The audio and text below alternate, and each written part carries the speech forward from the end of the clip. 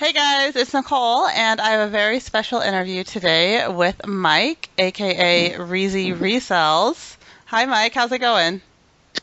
Great. How's it going? Pretty Good. good. Yeah, I'm really excited. You are mainly an Amazon seller, and I don't sell on Amazon at all. So I think this is going to be a really good interview. Uh, we're gonna have to fix that. You really? I keep trying and I keep failing. So, No, we're gonna fix that. So, a little bit about myself. My name is Mike Resendez. I go by Reezy, based off of my last name, obviously. And around January, I started doing. I say I came out of the closet and started doing social media stuff. That's when I started my YouTube channel.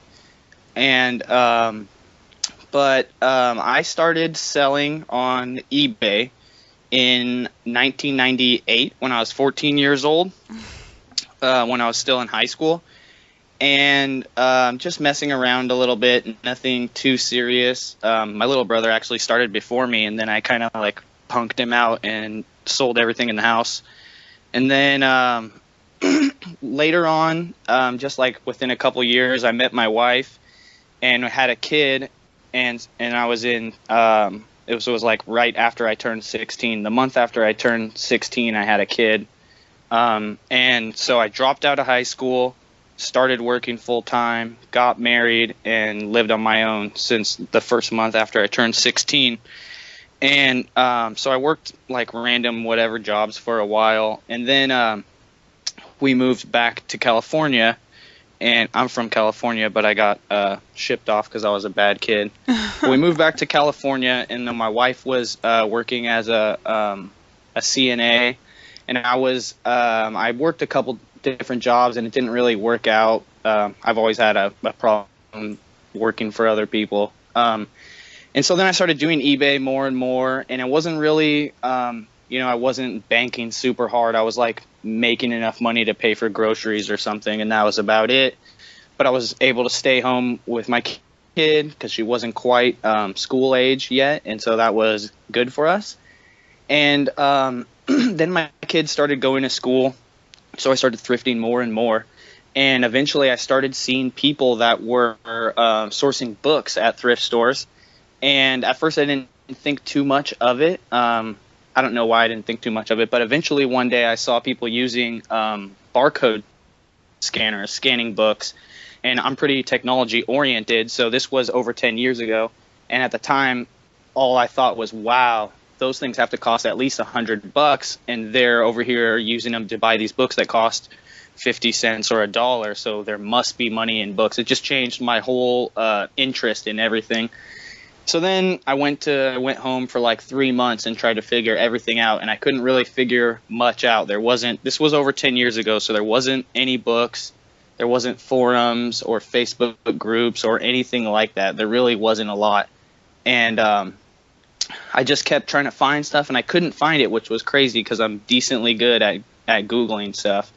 And so I just continued doing my thrifting, and I would ask people every time I saw them, and they would be super secretive, and they wouldn't tell me anything. But I would just keep cracking at it. And eventually one person who was buying books that I asked was an older lady, like yeah. in her 70s. And I asked her, and she was just super nice, and she told me everything, like in 5 minutes, and I was just like, I was excited, I like ran home. And How long did it take you to like find that one person? At least 3 months, probably. At least 3 months. But you So weren't during that giving up. time period, yeah, no, I was trying to figure it out. Like I knew people were doing it. I just didn't know, I didn't know it was called book scouting, and I didn't know, I'd never sold anything on Amazon or bought anything on Amazon. So I didn't know they were selling them on Amazon, and I certainly didn't know the names of the apps, and hadn't gotten close enough to see like what model of device people were using, because the iPhone didn't even exist yet, and so people were using old Windows PDAs, Oh my like these gosh. super clunky things running Windows CE or Windows Pocket or something, Pocket Hmm. Mobile, I don't know. Um, anyway, so eventually I met this lady, talked to her, got the information I needed, saw the device close enough to see what it was. Then once I got home and started looking it up based on, the software name and yada yada, I found out it was called Book Scouting. And then I found one or two people that had a website that were talking about it at the time, and I just went from there. So then I started doing books, but it was still, let's see, it's hard for me to remember because it was such a long span of time. But before I started doing books, I started working at a skate shop because we just needed more money. And so I was working there full time and then doing my thrifting thing on the side. Then we discovered books. Then I started doing that more and more and more and getting better and better. And eventually, one day my boss, like I wanted to quit. I was daydreaming about going full time. And my boss flipped out on me one day. And so that just gave me the urge to quit. And then I just went full time. And so, but now I needed to make more money than, just like part time. And we didn't have a ton of money. And I knew how to do it. We just needed to buy more books. And what's crazy is it was 10 plus years ago. So the competition was like 100 times less than it is now. Like I could probably make $1,000 a day on average 10 years ago. I mean, not $1,000 profit, but I could acquire $1,000 of inventory for like $100 almost every single day, fairly easy. Oh my gosh. And but I didn't have any money. We were super broke. And so I came up with a crazy idea, and I convinced my wife that if we ate at the homeless shelter for a month and also got all of our groceries from like churches and stuff, then we could save, $400 or $500 a month, and then we could use that to fund the books so that we could get it going. And, I just assured her that, it was all going to work out or whatever. So we did that. We ate at the homeless shelter for 30 days and got all our groceries at various churches. We had like 2 or 3 churches we would hit here or there, and then we would hit them up next week or whatever. But it wasn't like we were starving. It was super humbling, but we got the money that we needed. And then, that's how we started going full time at books. Fast forward to a couple years later, we were doing like 100 to 200 orders a day out of our 2-bedroom apartment during the busy season of the year, wrapping them all ourselves, and it was taking like. So were you crazy. selling? It wasn't FBA at that point. Then it was like no fulfillment. No, it wasn't. You were fulfilling all the orders. Yeah, merchant fulfilled. So we had like, I don't know how many thousands of pounds of books in our 2-story upstairs apartment. Probably Oh my God. Totally against code. But it was like a huge nightmare. We had a room with, not a whole room, but like a walk-in closet area type thing with office boxes numbered, packed full of books with the boxes all stacked. Like we had so much inventory, we had to stack them fully dense. So when we went to pull orders, we had to pull all the boxes out to find what box everything was in and then put all the boxes back. That was when it started getting out of hand, and we started hiring like my friends to help us wrap orders. And then we discovered FBA, and then that changed the game because we didn't have to store inventory at the house. We didn't have to, fulfill orders, and we could focus on just buying inventory and then shipping it off. Eventually, when that ramped up more, then we started hiring people to help us process the inventory to ship it off, and also to help us acquire inventory to like run our thrift routes for us. And eventually, my wife started going back to school. She stopped working for us full time. And then I ended up partnering with my friend from high school, my best friend, I taught a few of my friends from high school the book hustle, and not many of them really did it or even kept up. Like a couple tried and died, but 2 of them actually succeeded pretty well. And this one was my best friend, and there was just a good opportunity for us to partner together. He needed help, and I had the means to help him, and so we partnered together. And basically, he had an area, I had an area, basically almost identical situations, especially since he modeled his business after mine. And so then when we merged together, it was like having twice as much stuff. And yeah, you only get half as much money, but you have 2 people working on the same business, and that is, just as smart as you, or, I taught him, and he's super smart. So whenever, I can't figure it out, he can, or if I'm sick, he's not, or if. Yeah, having a partner is a really good idea for some things, because even being able to just bounce ideas back and forth off of each other can be like invaluable. Yeah, I think we we know as being couples or whatever. Are you married? I'm assuming you are. Yeah, I'm married. My Yeah. husband, actually, he was working at Intel and got laid off, and so he started doing the eBay stuff with me. And recently Nice. he just got an apprenticeship to become a tattoo artist, so he's doing that, but he's also doing eBay with me. Ugh, that's sweet. Yeah, it's fun. Yeah. See, the cool thing about being married is that you know automatically that having a partner is the best thing in the world, right? Hmm. Because I hear sellers all the time talk about, partnering up is bad idea. Don't do it, or I even see people saying, partnering with family or employing family or whatever is the worst. Don't do it. And I actually couldn't think anything further from the opposite. Yeah, I have an employee, and I had my first employee was just kind of like a very removed friend, like a friend of a friend of a friend type of thing. And she didn't work out. And then I hired someone who's like a basically family, very, very close family friend. And she's like perfect and wonderful. So I feel you on that. Like having people that you trust can really change the way you can run your business. Yeah, as long as you take care of them, it's going to be good. I mean, you have to manage your employee as far as like take care of them financially and like Right. spiritually a little bit, let them know that there's light at the end of the tunnel, whatever method that is. I like to send my employees to get massages every 1 or 2 months just because they're, especially the guys that work in the warehouse. No, I But completely agree. I'm always preaching that. Like, I definitely take care of my girl. I mean, even if the other day, she's sick, and I'm like, just go home. I'll pay you for a full day. Like, just go home. Like, just even yeah, little things like that. And making sure that they know that you care about them and they're not just a number, that they're actually a human is super important. yeah, definitely. I mean, no one's going to care about your business as much as you do, but the next step is no one's going to care as much as, someone who cares about you. Everyone, if they don't care about you, like emotionally or not important to their life, I feel like, it's less likely that they're going to care about anywhere near to what as much as you care about your business. Not that I expect them to care that much because it's not their business, but, I feel like your friends and family are going to let you know if people are, just like sleeping on the clock or whatever, more likely than, someone who you don't know or whatever. Yeah, totally. How many employees do you have at this point?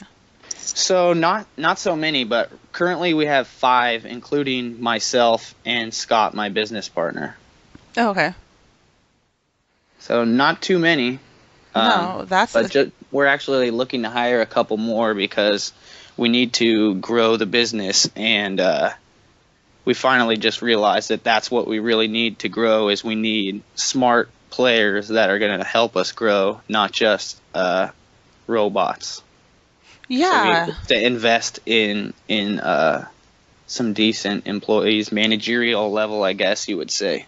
So can I ask kind of how your business is run in two different places then? Do you guys have like a central, you So send everything to we actually FBA? run, yeah, but we actually running in 3 places now because my business partner moved and set up another location. So, and then one runs autonomously, and we fly over there and visit it every few months. But yeah, basically we have routes set up for our sourcers that they run as much as possible, depending on if that, like 7 days a week, if we have them employed that often, or if we have, just depending on what the team situation is out there or whatever. But generally, people getting inventory every day in all 3 states, and also sending inventory out every single day in all 3 states. Wow. And so are you still doing everything? Do you still send inventory in, or are you just sourcing? What is your role in the business? Mostly I still do everything, but I'm definitely not in the warehouse packing stuff 40 hours a week. Most of my work is buying and focusing on expanding the business and like just increasing the top line revenue and reducing the bottom. But it's mostly buying. Lately, we went into shoes a few months back, maybe almost 6 months ago, I'd say. Oh, I saw that. Yeah. And so just been buying a ton of shoes. and just figuring that out and working on outsourcing that a little bit. I don't know, lately kind of just trying to focus on certain things. There's just so many different ways you can make money on the internet. It's easy to get caught up on, like, I need like an army of like 100 people that I can have. Okay, you do this, you do that, you do this. You know, obviously I can't afford 100 people right now, but if I could, that'd be awesome. I feel you so much on that. I constantly am like, oh my gosh, I need more hours. Yeah, like I'll figure out a hustle and I'll just be like, wow, this is sick. Can you just stop what you're doing and put 16 hours on this real quick and figure it all out and report back to me? You know, totally. I told my husband, like, I have run out of time, so now I have to start buying other people's. Yeah, no, for real.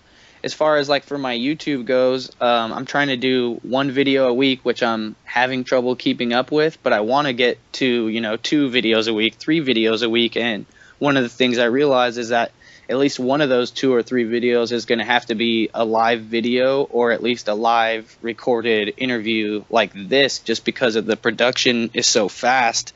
It just, recording the video is not the problem. I'll record 5 YouTube videos in a day. Editing it is what is the hang up between the creative and getting it, to everyone to watch it. Yeah, you put out some really good content, actually. Your videos are very edited and like very produced. I love watching them. Thank and you. they are like full of great information. And when I watch them, because I put out content, I am like, wow, you spend a lot of time doing these videos.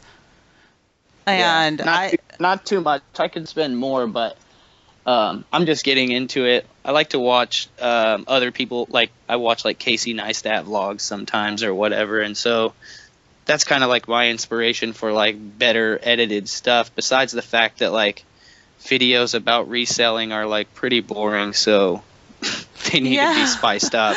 People want me to put out certain content sometimes, and I'm like, I don't know how to do that without it being boring. I don't know how to like show you how I'm listing without it being like me sitting at a computer and it's super not exciting at all.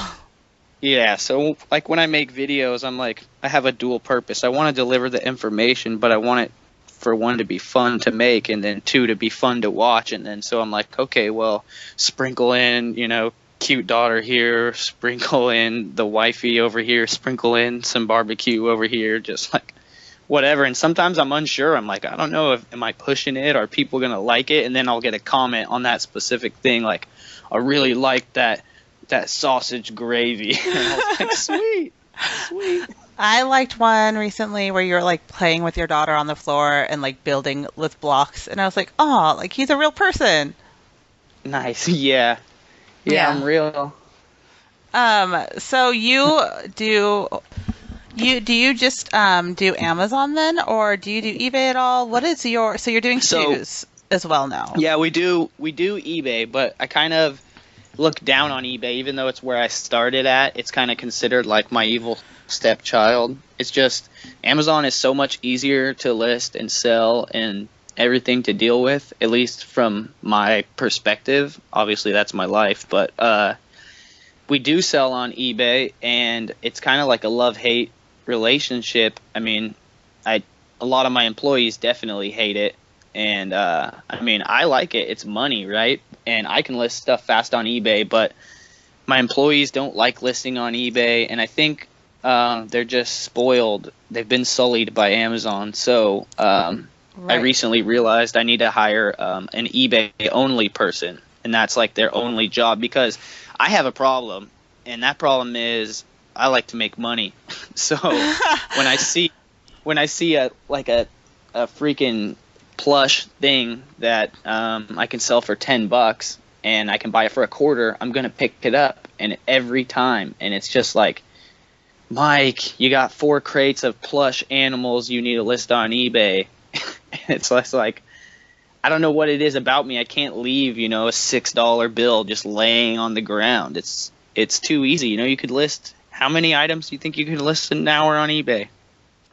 Well, a lot. I mean, so eBay for me, I'm pretty fast at it because I've been doing. That's at what least I know, like 60, right? An hour? No. Yeah. No. I mean, well, I could probably. If you're doing similar Yeah. listings? Like, say if you were listing all plush animals. Yeah, then yeah, I could probably do like 40 to 60, depending on like Yeah. if I'm not doing any research or like if I'm just Yeah, or straight like knocking it if it out. was all like t-shirts that you knew were gonna sell, and all you had to do was photo it and measure it, and you're done. Yeah, if it's just like everything's, a certain price, $20, like over and over and over again, like sure.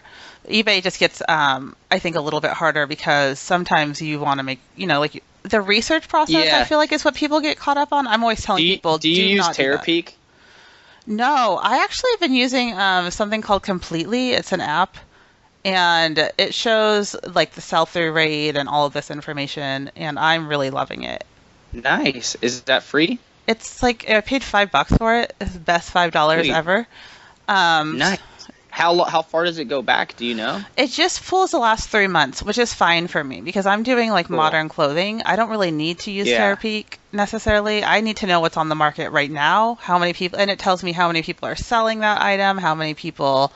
Again, the sell-through rate is really important to me, the average price, all of that. Right.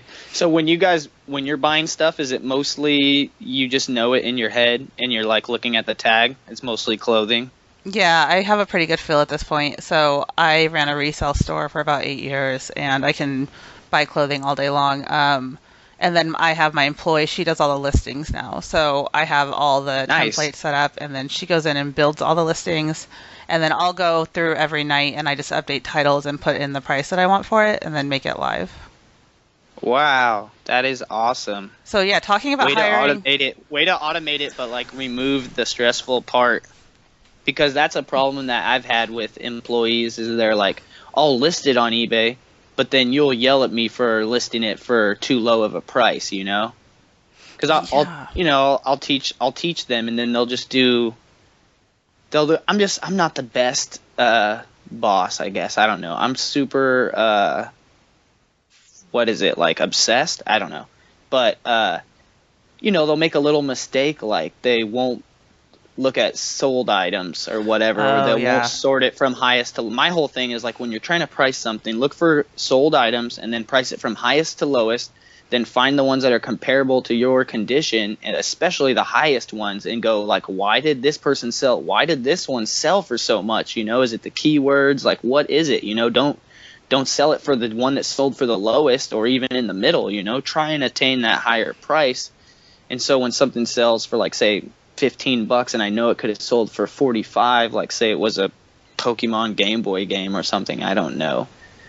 And then I get all bummed out and I harp on them. And one of my employees is my younger brother, and he doesn't take criticism well at all, but he's 20 something, so that's just his age.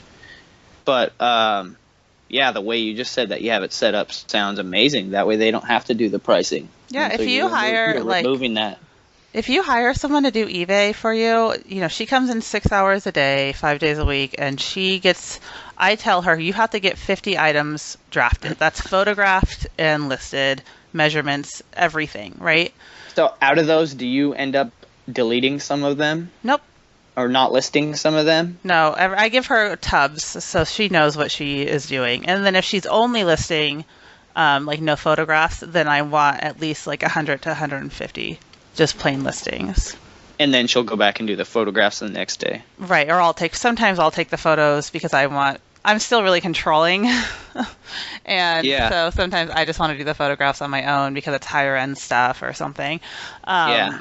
And so then I just go through every night and I update the titles because I know the keywords. She's still learning. I know the keywords way better Right. than her. I'm still training her on this stuff. And then I put in the price that I want for it. That only takes like half an hour, Yeah, all you guys, all the clothing sellers, I've checked out some of your guys' stores and like looked at the keywords and stuff, and it drives me crazy because I would never know any of that stuff. Like as a guy or just like as a non-fashion person or whatever, it's just like, okay, I could go as far as like, what color is it? Like it's a pump, it's a flat, like, Yeah. but I'm not gonna be like couture, like I don't even know, like.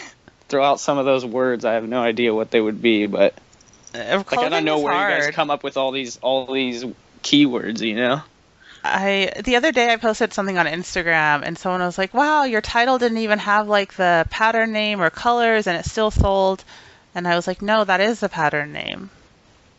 It was something, I forget Yeah, what it the was. other thing with eBay that I've learned too is sometimes not having certain words makes your items sell for more, because what happens is people are looking for a certain item, but they're looking for it with a certain combination of words, and Mhm. they're not using a word they should be using. Like, just say they're not the smartest buyer. They're not using the word they should use, but they are using another word, which is in your title, and you don't use the word you should use the most, don't use it. And then your listing is found by all of those people that aren't smart enough to use that word, but do use all these other words. Right. You know what's really important on eBay is not having words that sellers use, but having words that buyers use.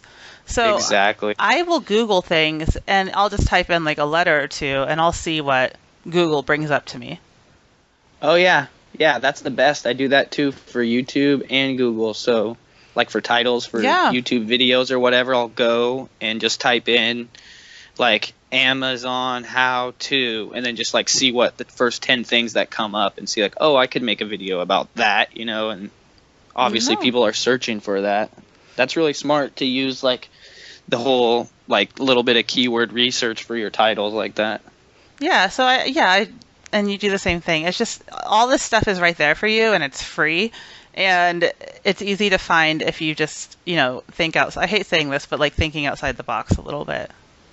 Yeah, here's the one thing that drives me the most craziest when someone lists something on eBay and they don't use all their characters. Like I was looking at a listing that my brother did, and I was like, well, you didn't price it high enough. Thank God it didn't sell. But for two, there's 11 characters left in this title. Oh, Like, yeah. you got to do something. Like, there should only be like 3, 2, 1, or none. Like, maybe even only 2, 1, or none. You can always find something else to put in there, even if it's totally random. Oh, for sure. Yeah. It's like eBay is like a giant flea market, and every keyword is like an aisle leading to your spot or something. No, it's true. I feel like for you, the people who already are doing Amazon for you are going to have a hard time like switching to eBay because it's hard. It's harder than to build the listings than just like scanning something in and sending Right. it into Amazon. Well, there is stuff like there's a site called Joe Lister. I don't know if you've used it, but I forget what they charge, but they automate cross posting and multi-channel fulfillment from Amazon to eBay. So Oh. basically, you sign up with them, and then you associate your Amazon store with them, and you press a button, and then like go to sleep and come back, and then it has imported your entire store, and then you select which items you want to post to eBay, and you just click one button, and it gets them all ready to go, and then you can just click one more button and post them all, or you can go through quickly and change them, and it's really good and automated. There's a little bit of problems, like if you have stuff, it might not put the right colorway. So you have to watch out for that. And then also the prices that it wants to price at, your stuff will probably never sell, so you have to manage the pricing. But then when it does sell on eBay, it automatically pulls it from your Amazon FBA inventory and sends it to your customers, which is pretty amazing. So do you use that? Yeah, we use it for some stuff, but it's a little expensive. I think it's like $30 or $50 a month. I mostly use it to save myself when I've made bad buying decisions. Like I've purchased things I've went too deep on certain items or whatever, and so then I'll sell them off on eBay. And sometimes I end up realizing like, whoa, this thing's selling. Like I was selling it for almost break even on Amazon, and I'm over here, I'm making 50% on eBay. So then I get all excited and I sell them all on eBay. So like I'm not totally blind to eBay. It just is more painful for me, but I highly advise everybody to, if you're coming from eBay and going to Amazon, don't leave eBay behind. And if you're an Amazon seller, pay attention to eBay because there's tons of money to be made. Like you might walk into a thrift store and you didn't get any books or any CDs or any DVDs, but there's a Sony camera in the case and you could sell that on eBay. I mean, I guess you could sell it on Amazon too. Or there's a there's a nice pair of handmade shoes that are slightly used, that I don't know what brand they are, but somebody does, and those are worth money. So it's worth knowing, all these things so that you can make the bet. You're already in the store, right? Yeah. There's, like there's probably thousands of dollars in the store every time you walk out empty-handed. There's tons of stuff that you didn't buy. Like before I did books, and even still now, but a lot before books, I used to spend whole days, like wake up to go to sleep, just searching eBay completed auctions, like 1,000 hours, easily 1,000 hours, maybe 10,000 hours, just searching eBay completed auctions, just all day long, then searching certain sellers, and then being like, oh, this person sells this, and then like, learning about niches and stuff. It's ridiculous. I'm overwhelmed by the amount of information we have as sellers. It's crazy.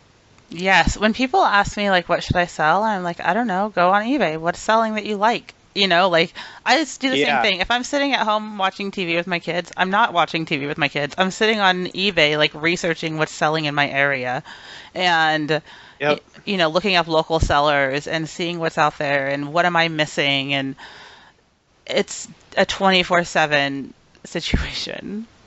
Oh, definitely. There's so much stuff to learn. It's ridiculous, man. It's like you never know what stuff is worth. The single best find that I ever found. My daughter, who's 16 now, Alyssa, she found it at a yard sale, and she brings it up to me, and she's like, "Dad, what about this?" And it was an old doll, which I could tell was like, with my limited knowledge, I'm like, this is like 60s to 80s or something. I don't know.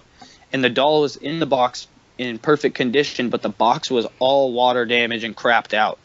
And my daughter, I was like, yeah, sure. I didn't even look it up. And the lady sold it to us for $2 at a yard sale. And I looked it up, and it was a Blythe doll, Oh, Blythe. I know what those are.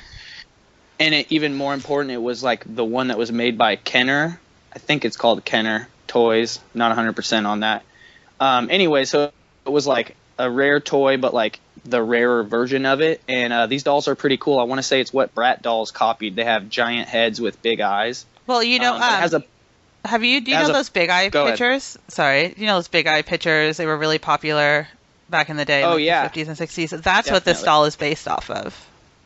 Yeah, I don't know what those are called, but I do know what you're talking about. But these dolls have a pull string on the back of the body, and when you pull it, or on the back of the head, when you pull it, the eyes switch colors. So the eyes are three-sided and have three colors.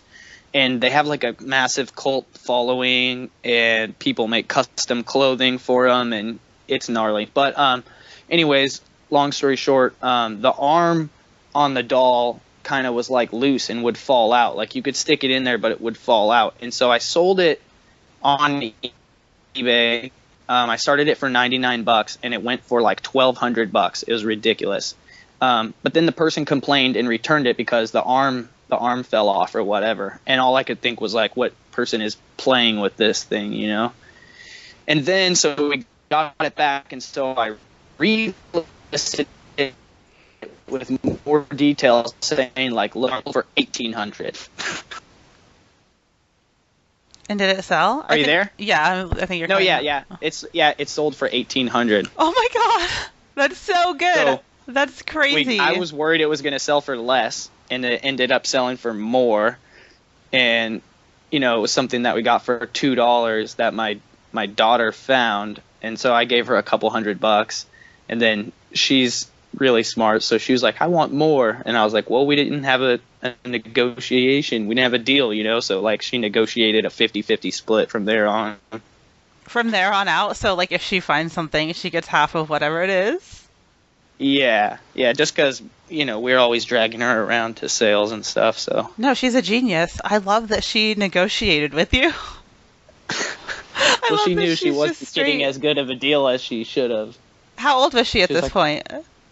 I want to say she was like 8 or No 9. way. Are you 8 or serious? 9. My son's Yeah, almost so 7. and like third grade or something. Oh, I love that so much. So back to Amazon a little bit though, because I am curious, like how there's lots of people who don't sell on Amazon like me. Right. But like, You should. how do you get started on Amazon? Every time I So start, I'm like, oh, this is too much work. go sign up for a seller account on just Google Amazon seller sign up or whatever. Sign up for an Amazon seller account. And there's two ways to sell on Amazon. You can either sell merchant fulfilled, which means you store it and ship it when a customer buys it, or you can do FBA, Amazon fulfilled by Amazon, which means you send it to Amazon, they store it in their warehouse, and when it sells, they ship it. The other caveat about FBA is that not only do you get to use their shipping to ship it to them, which is really cheap, but it gets that Prime, Amazon Prime logo on your item. And most people that have Amazon Prime accounts only buy Amazon Prime items. Like, there's been studies that show 80 to 90% of Amazon shoppers only buy Amazon Prime. So you're getting more customers and you can actually price your items higher.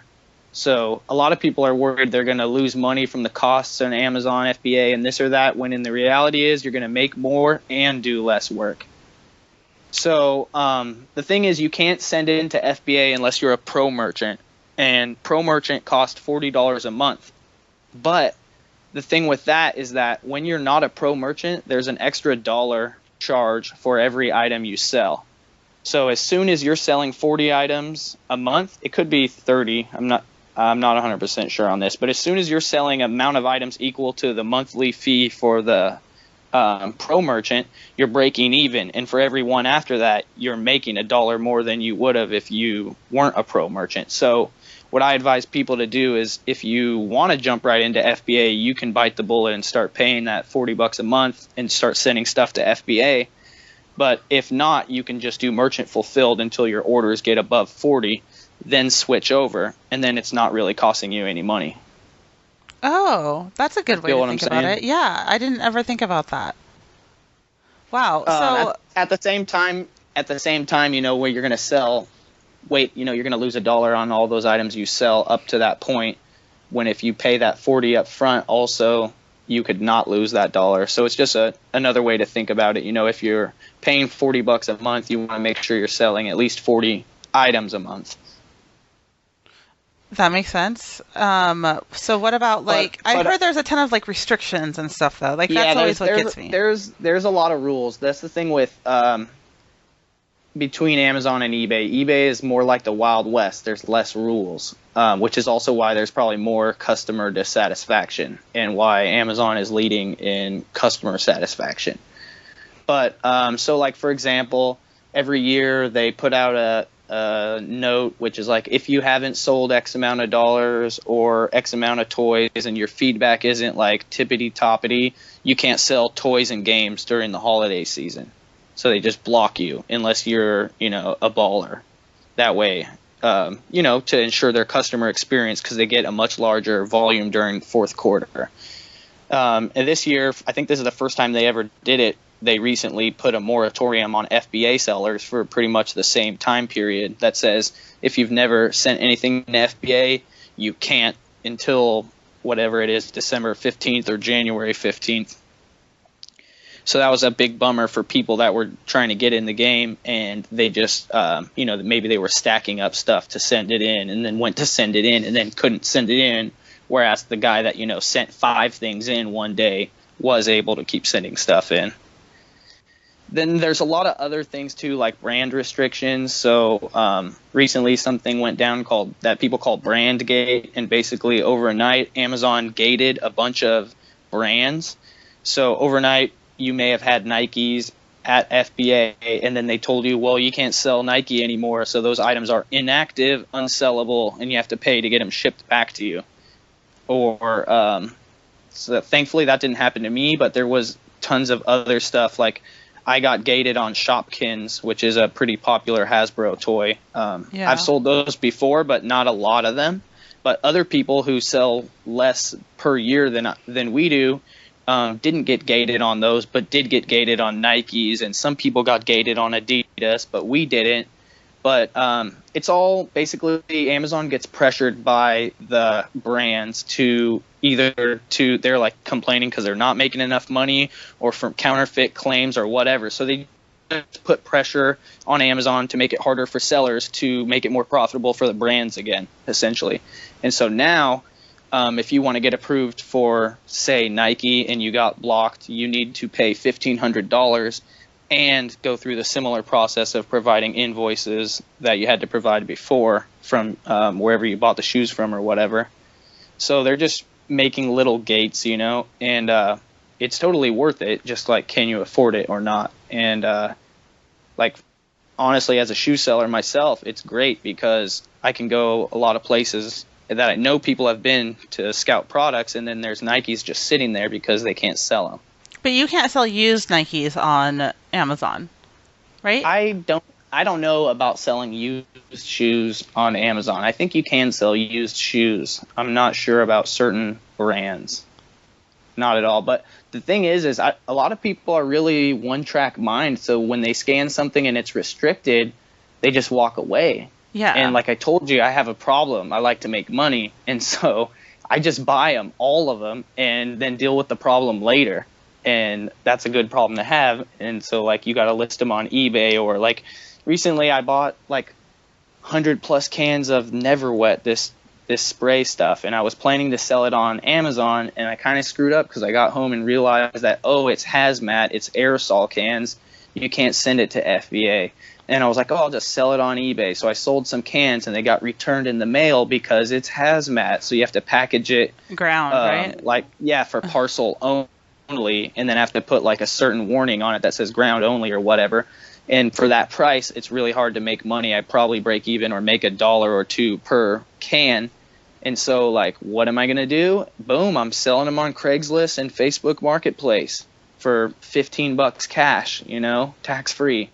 So it took you 3 ways, but you figured it out, basically.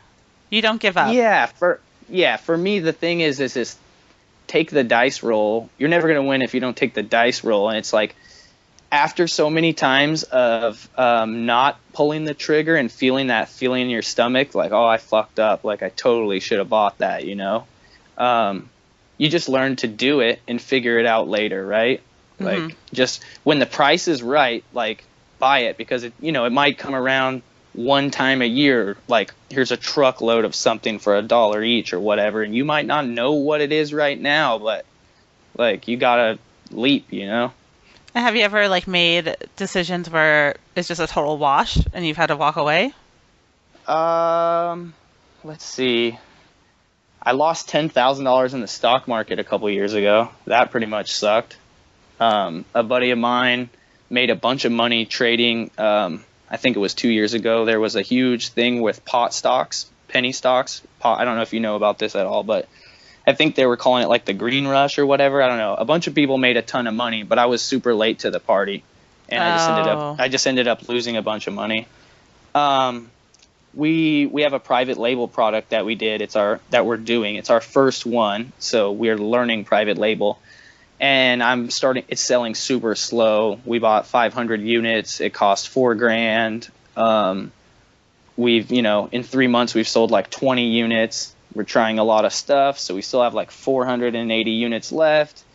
And I'm confident we'll make our money back, but maybe in 2 years, 3 years or whatever. So that was like my most recent failure. But at the same time, like, I wouldn't consider it a failure. I'd just say it's like, I paid $4,000 to learn what not to do. Don't get an item that's that heavy and cost that much in shipping. Don't buy that many.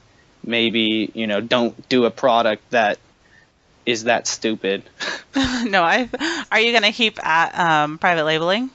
Yeah, definitely. Private label and wholesale is one of our things that we're looking at to focus on the future, just because those things are really scalable without a large amount of labor, or you don't need a lot of people to get it done. Yeah, I'm definitely looking into doing wholesale next year. I am moving the business out of my house into a small warehouse, and then I want to hire 3 more people, and I have a whole business plan, but definitely getting into the wholesale game, because even if I'm not doing it on eBay, but even on eBay, I want to make one listing for 10 items, or I want to. No, definitely. I do the same thing when I buy stuff. I'm like, I could make $3 on that, and maybe the cost is 10. and that's decent, like 30% return or whatever. But like if there's only one, I'm just like, God damn it, you know. If there was 20, like load my cart up. That's sick, you know. That's $60 right there in 5 minutes. So Right, yeah, but then when you're doing like one at a time over it's yeah, just it's like it such a adds up, the bummer. man hours add up really quickly. Yeah, even I was talking with the Posh Hanger recently, and like I'm super impressed with her stats. Like I want to get into clothing big time. I want to set up with a mannequin and yada yada. I'm gonna figure it out. But she was talking about like, oh, I want to like slow down on thrifting and focus more on wholesale. And I'm like, what? You're killing it. And she's like, no, wholesale's where it's at, you know. And she was just telling me about buying stuff. She has good taste, so she'll just buy stuff off site, you know, and then she'll be in the fashion district and pick up like 10 things, list them all, and then, you know, 3 of them will sell, and then she'll call them up and order, you know, 20 more of them or whatever. Yeah, I think for clothes, so I was a buyer for a while as well at like a small store, and I think what people get hung up on with eBay or maybe even Amazon is that they need to make 2,000% on every item that they buy, not realizing Yep. that that's not real world. Like 100% is always your goal, basically like doubling your money. And or at least it was when I was a buyer and I was going to trade shows and I was doing all this wholesale stuff. And so for me, it'll be like getting back into that. So yeah, maybe I won't be buying something for a quarter and selling it for $20, but I'll be Right. buying something for, $3 and selling it for 10. So it's Right. more just like getting back into that mind frame that I'm not going to be making my return on investment might not be the same, but I'm going to be able to do Yeah, it on a larger Your scale. ROI might be 15%, but you might be selling $150,000 of crap a month. Exactly. And that's kind of the goal for me in the future. Um, and I feel Yeah, like, that's freedom right there. yeah, I feel like Amazon is kind of that way though. Like most things on Amazon, if you're getting into, doing wholesale and stuff and even private labeling, you're usually not making the largest ROI. It's more about doing volume, right? Right.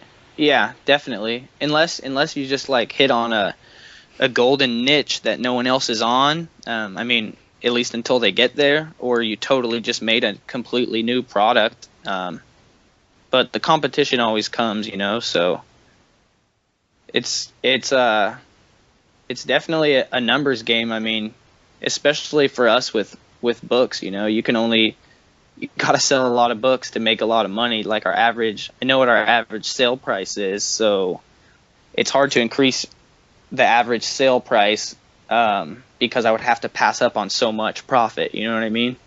Yeah. What is your no, I don't, you can share your average price if you want to or not, but I'm wondering like what is your average that you buy a book for?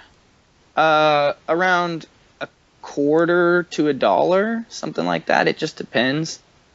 Um, I mean, I'll pay more. You know, I just went to a library sale and they were $2 to $4, so my average price was probably 250, maybe 3. I don't know, probably 250. And do you have like But when you're doing that, do you have a minimum that you want to get back if you're buying a book for, yeah, let's say, $2? yeah, definitely. Yeah. So if you sell a book on Amazon FBA for $10, that's going to put around an average sized book. That's going to put, because there's weight based fees, but an average sized book sold for $10 is going to put about $5 in your account. So that's like a really easy way to like work the math from there. So like $15 book is going to put not quite $10, but a little bit less than that into your account. Maybe 7.50, $8, $9. I don't know exactly offhand, but I do know that 10 to 5 is a pretty solid one. So as you go up, you know, since there's fixed rate fees, the at $10, that's a large percentage of your fees or whatever, obviously. But as you go up, it gets less and less. But so if I bought a book for $2 and then sold it for 10, I would make $3 profit before my overhead of paying my labor or whatever, shipping, etc. Yeah, so you have to move a lot of books. Yeah, definitely. Our average sale price, like year round, is around $12 to $14. During textbook season, it's higher, like 18. But I don't know how familiar you are with Amazon and FBA and just how we do it. But one of the main things is that Amazon releases, because of the way Amazon is, how all the products are like stacked together, like if there's 400 people selling this VCR, it's all on the same page. It's not like eBay, right? And so through that, they have a pricing database that they release through their API. And so people have developed scouting softwares that are on the phone now, where you scan something and it has the database in the actual phone, and it tells you what the current prices are. And you can even like pull up camel, camel, camel and see sales rank history. Do you know what that is? Yeah, I have done some Amazon, so yeah, I know what camel, camel, camel, and all of that is. And Yeah, basically just for your listeners or whatever, yeah, sales rank is a number that Amazon uses to let you know how well something is selling. Number one is the best selling item. Number whatever the highest number is in that category is the worst selling item. If it doesn't have a sales rank, it's never sold. But some websites such as Keepa and Camel Camel Camel chart the sales rank over time. So that's very useful because you can see that the spikes on the chart indicate sales volume, because when something doesn't sell on Amazon, the rank gets worse and worse and worse. And when it does sell, it spikes and gets good for a second, and then it gets worse and worse and worse. So ranks are not static. And when you understand that, and then you have all these buying tools, you can zip through and scan. You can scan books really fast. Like at a book sale, I'm scanning books and making buying decisions in like a half a second or less per book. And obviously that's one thing you can't do with eBay stuff. You can't scan stuff and see, instantly what the price is on eBay. So that's one of the things about selling books or media, things that have barcodes, at least on Amazon, is that's really quick to buy items and make all your buying decisions.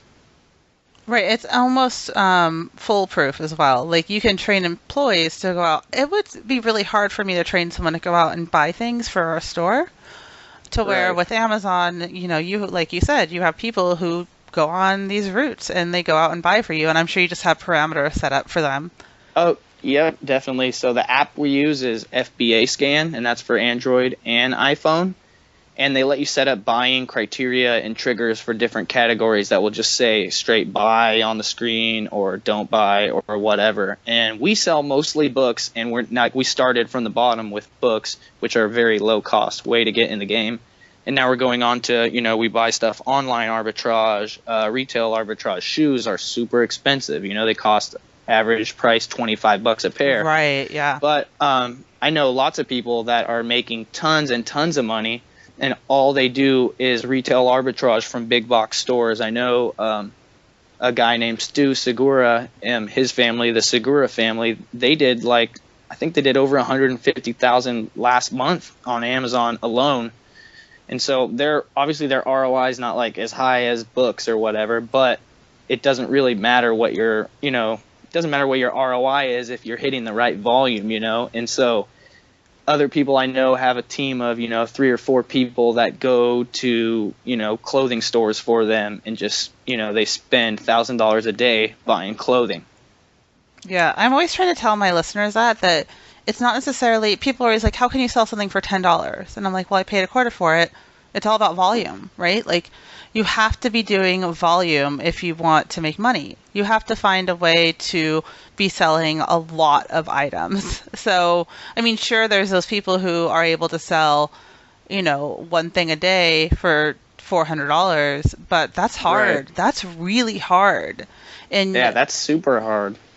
um, that's not a game that I necessarily know how to get into. What I do know how to get into is selling, you know, $10 to $20 items that I pick up for a quarter to 50 cents, let's say 50 times a day. Yeah, and listing them 20 plus an hour pretty easily. Yeah, and so that is a game that is easy to get into, and anybody can do it, and it's not hard if you actually work. So a lot of people don't want to put in those 8 hours a day. Like they're like, okay, you want to do this full time. If you had a full time job, you would be working 8-10 hours a day. You have to work 8 to 10 hours a day, probably more. I think a lot of people just aren't built for it. I don't know what the deal is, because I can't figure it out. But like when I'm motivated and inspired to do something, which was not when I was working for other people, I get the job done. You know, I'll work 24 hours straight. I'll figure it out. I don't care. Whatever it is. Like I said, it's going to work. Let's get it going, you know? Mm-hmm.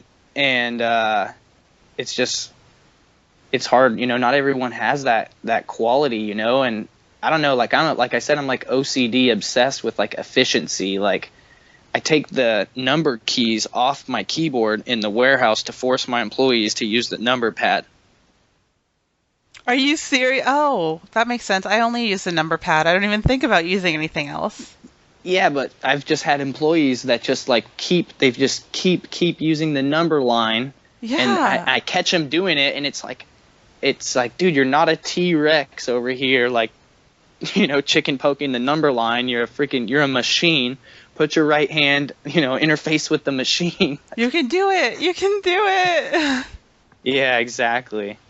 It's crazy. The struggle with employees is tough. Like I have a huge problem finding people who are, because this job involves, you know, a decent amount of computer stuff. And so it's hard to find people who are responsible and motivated, but also computer skilled. Like I find that people who are good at computers are like more inclined to be entrepreneurs in today's world. So it's like I have a worker who gets paid very well. He shows up every day early. He'll show up on other people's day if they don't show up, gets all the work done, but he'll ask me something simple like, I can't figure this out. How do I do this? And my answer is like, press delete. And he'll be like, well, I don't see delete. And he's like looking in the software on the thing. And I'm like, on the keyboard. And he's like, oh, okay, thanks. That works, you know? And it's like, as an employer, you just have to accept, and I'm sure you know this too, but like no one's going to be as good as you. And you have to be like, okay, well, what % of what I want is acceptable? You know, like 70, 80, like 90 is like a track star. Yeah, don't let them go. Like even when I managed a resale store, I had the hardest time finding employees. Finding employees is so hard. Everybody wants a job, but no one wants to work. And so, yep. Yeah. And so even now I know I want to hire 3 more people this spring. I have like this whole business plan laid out. And I'm already thinking like, okay, how am I going to find 3 people that will work for me efficiently and do what I need them to do? And yeah, it's super tough because it's like I'm in the same situation. I want to bring on 3 people, but I can't really afford to pay what 3 people deserve right now. Maybe like if I bring them in one at a time until like they're paying for each other, you know, but it's just a struggle, right?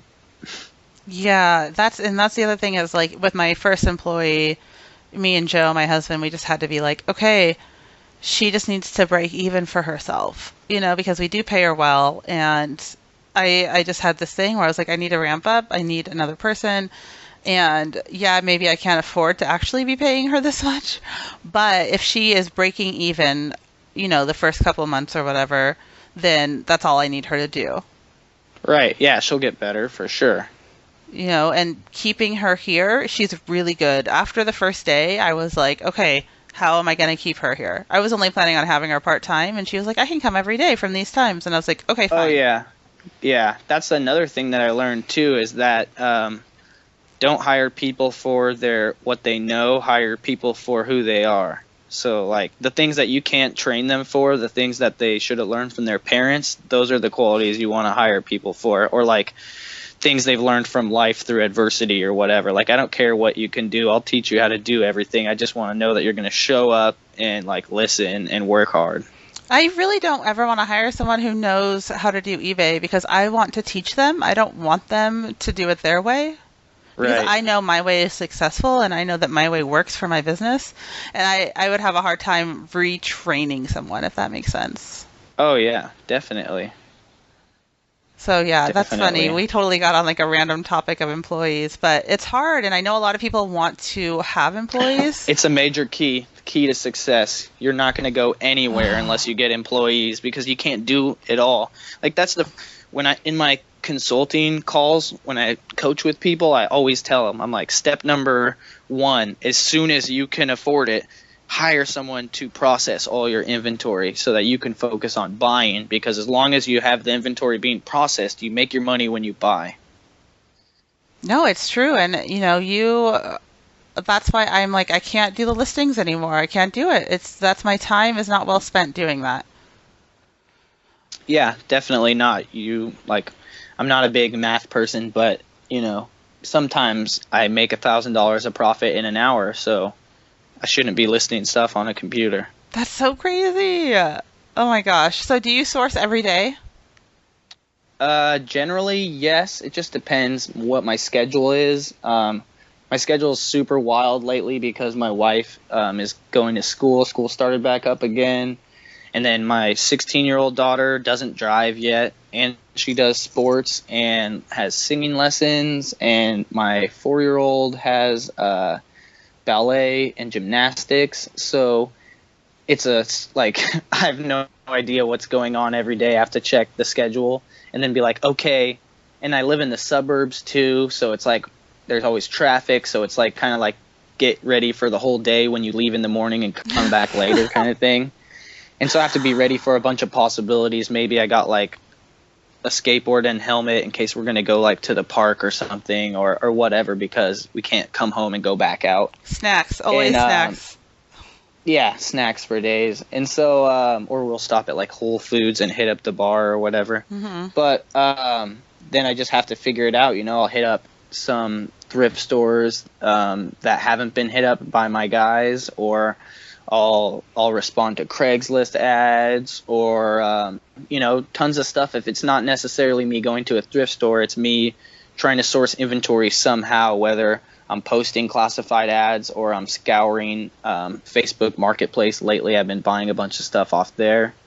I don't know if you've bought anything or sold anything on there, but it's huge.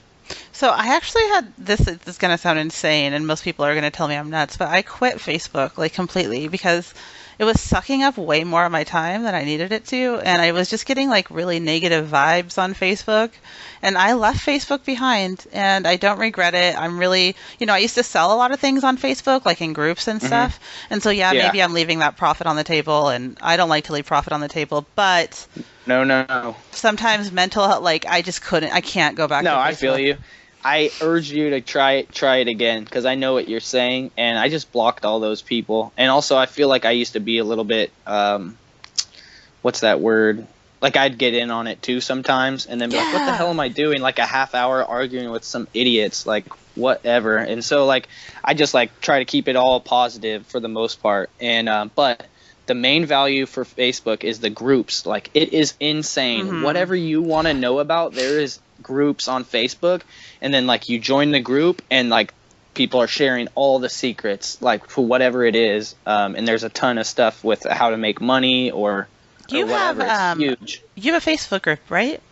Yeah, What is it called? I have a pretty awesome Facebook group. It's called Reezy Resells, FBA Books, something, I don't know. But if you go to Facebook and search for Reezy Resells under groups, you can find it. I believe the URL is facebook.com/groups/Reezy Resells.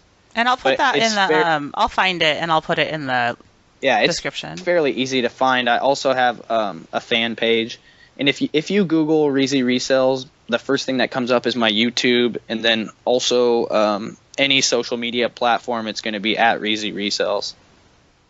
That's awesome. So are you on social media a lot then? Yeah, actually. Like I said, my schedule is super crazy, and so like I'll have like, kids asleep in car, I'm parked in the shade, I'm supposed to be in the store or whatever, but this is my only option. So then I'll go through and answer a bunch of questions. Like, it's my thing that I'm trying to do, grow my YouTube channel and my Facebook group. And basically what happened was right before I came out of the closet or whatever, I started to realize that there was a lot of stuff going on Facebook, and I started helping other people, but it wasn't my groups, and I was gaining attention and like equity, so to speak, but in other people's groups. Mm-hmm. And they didn't like that. It was like competitive. And so I would get banned from groups for basically helping people more than the people who run groups did, because they're trying to sell their, it's their flock, they want to lead it or whatever. And so that spurred me into making my own group, and my whole thing has always been like, look, it's easy as hell. Like, all the information is out there and it's free. Like, if you have the time, like, here it is, like, go read this, go look at that. Like, kind of like started off me being jaded that people were selling all this information for like super expensive, when the reality of it was, and I was buying it because like I'm willing to throw away a couple $100 to learn one tip that might help me, especially when they have money back guarantees. So I would buy people's books and then read them and be like, dude, this is horse shit, and then they would be mad that I asked for a refund. And I'm like, dude, you offered a freaking money back guarantee. I didn't learn a damn thing. I read the whole thing in an hour, like, and I paid $70 or whatever. It's ridiculous. And whatever. So then I just made my own group and started giving all the information away for free. I didn't really know what I was doing. And then decided to start a YouTube channel. And now it's like, it's what I'm doing, I guess. It's started growing, and I wouldn't say it's out of control, or I would in a good way, I guess. Like, I probably have 100 messages on Facebook at any time that I could go answer. And I have people like tagging me and stuff, or sending me private messages, like pretty much daily, like heartfelt messages saying how I helped them or whatever. And it's really encouraging and inspiring for me. Like, I didn't really realize that I would be so inspiring or motivating, because my whole thing was just like, I'm just going to get out there and show everyone how it's actually done, because I finally realized that, like, there's no reason not to share, because someone's going to share anyways. It's going to happen eventually.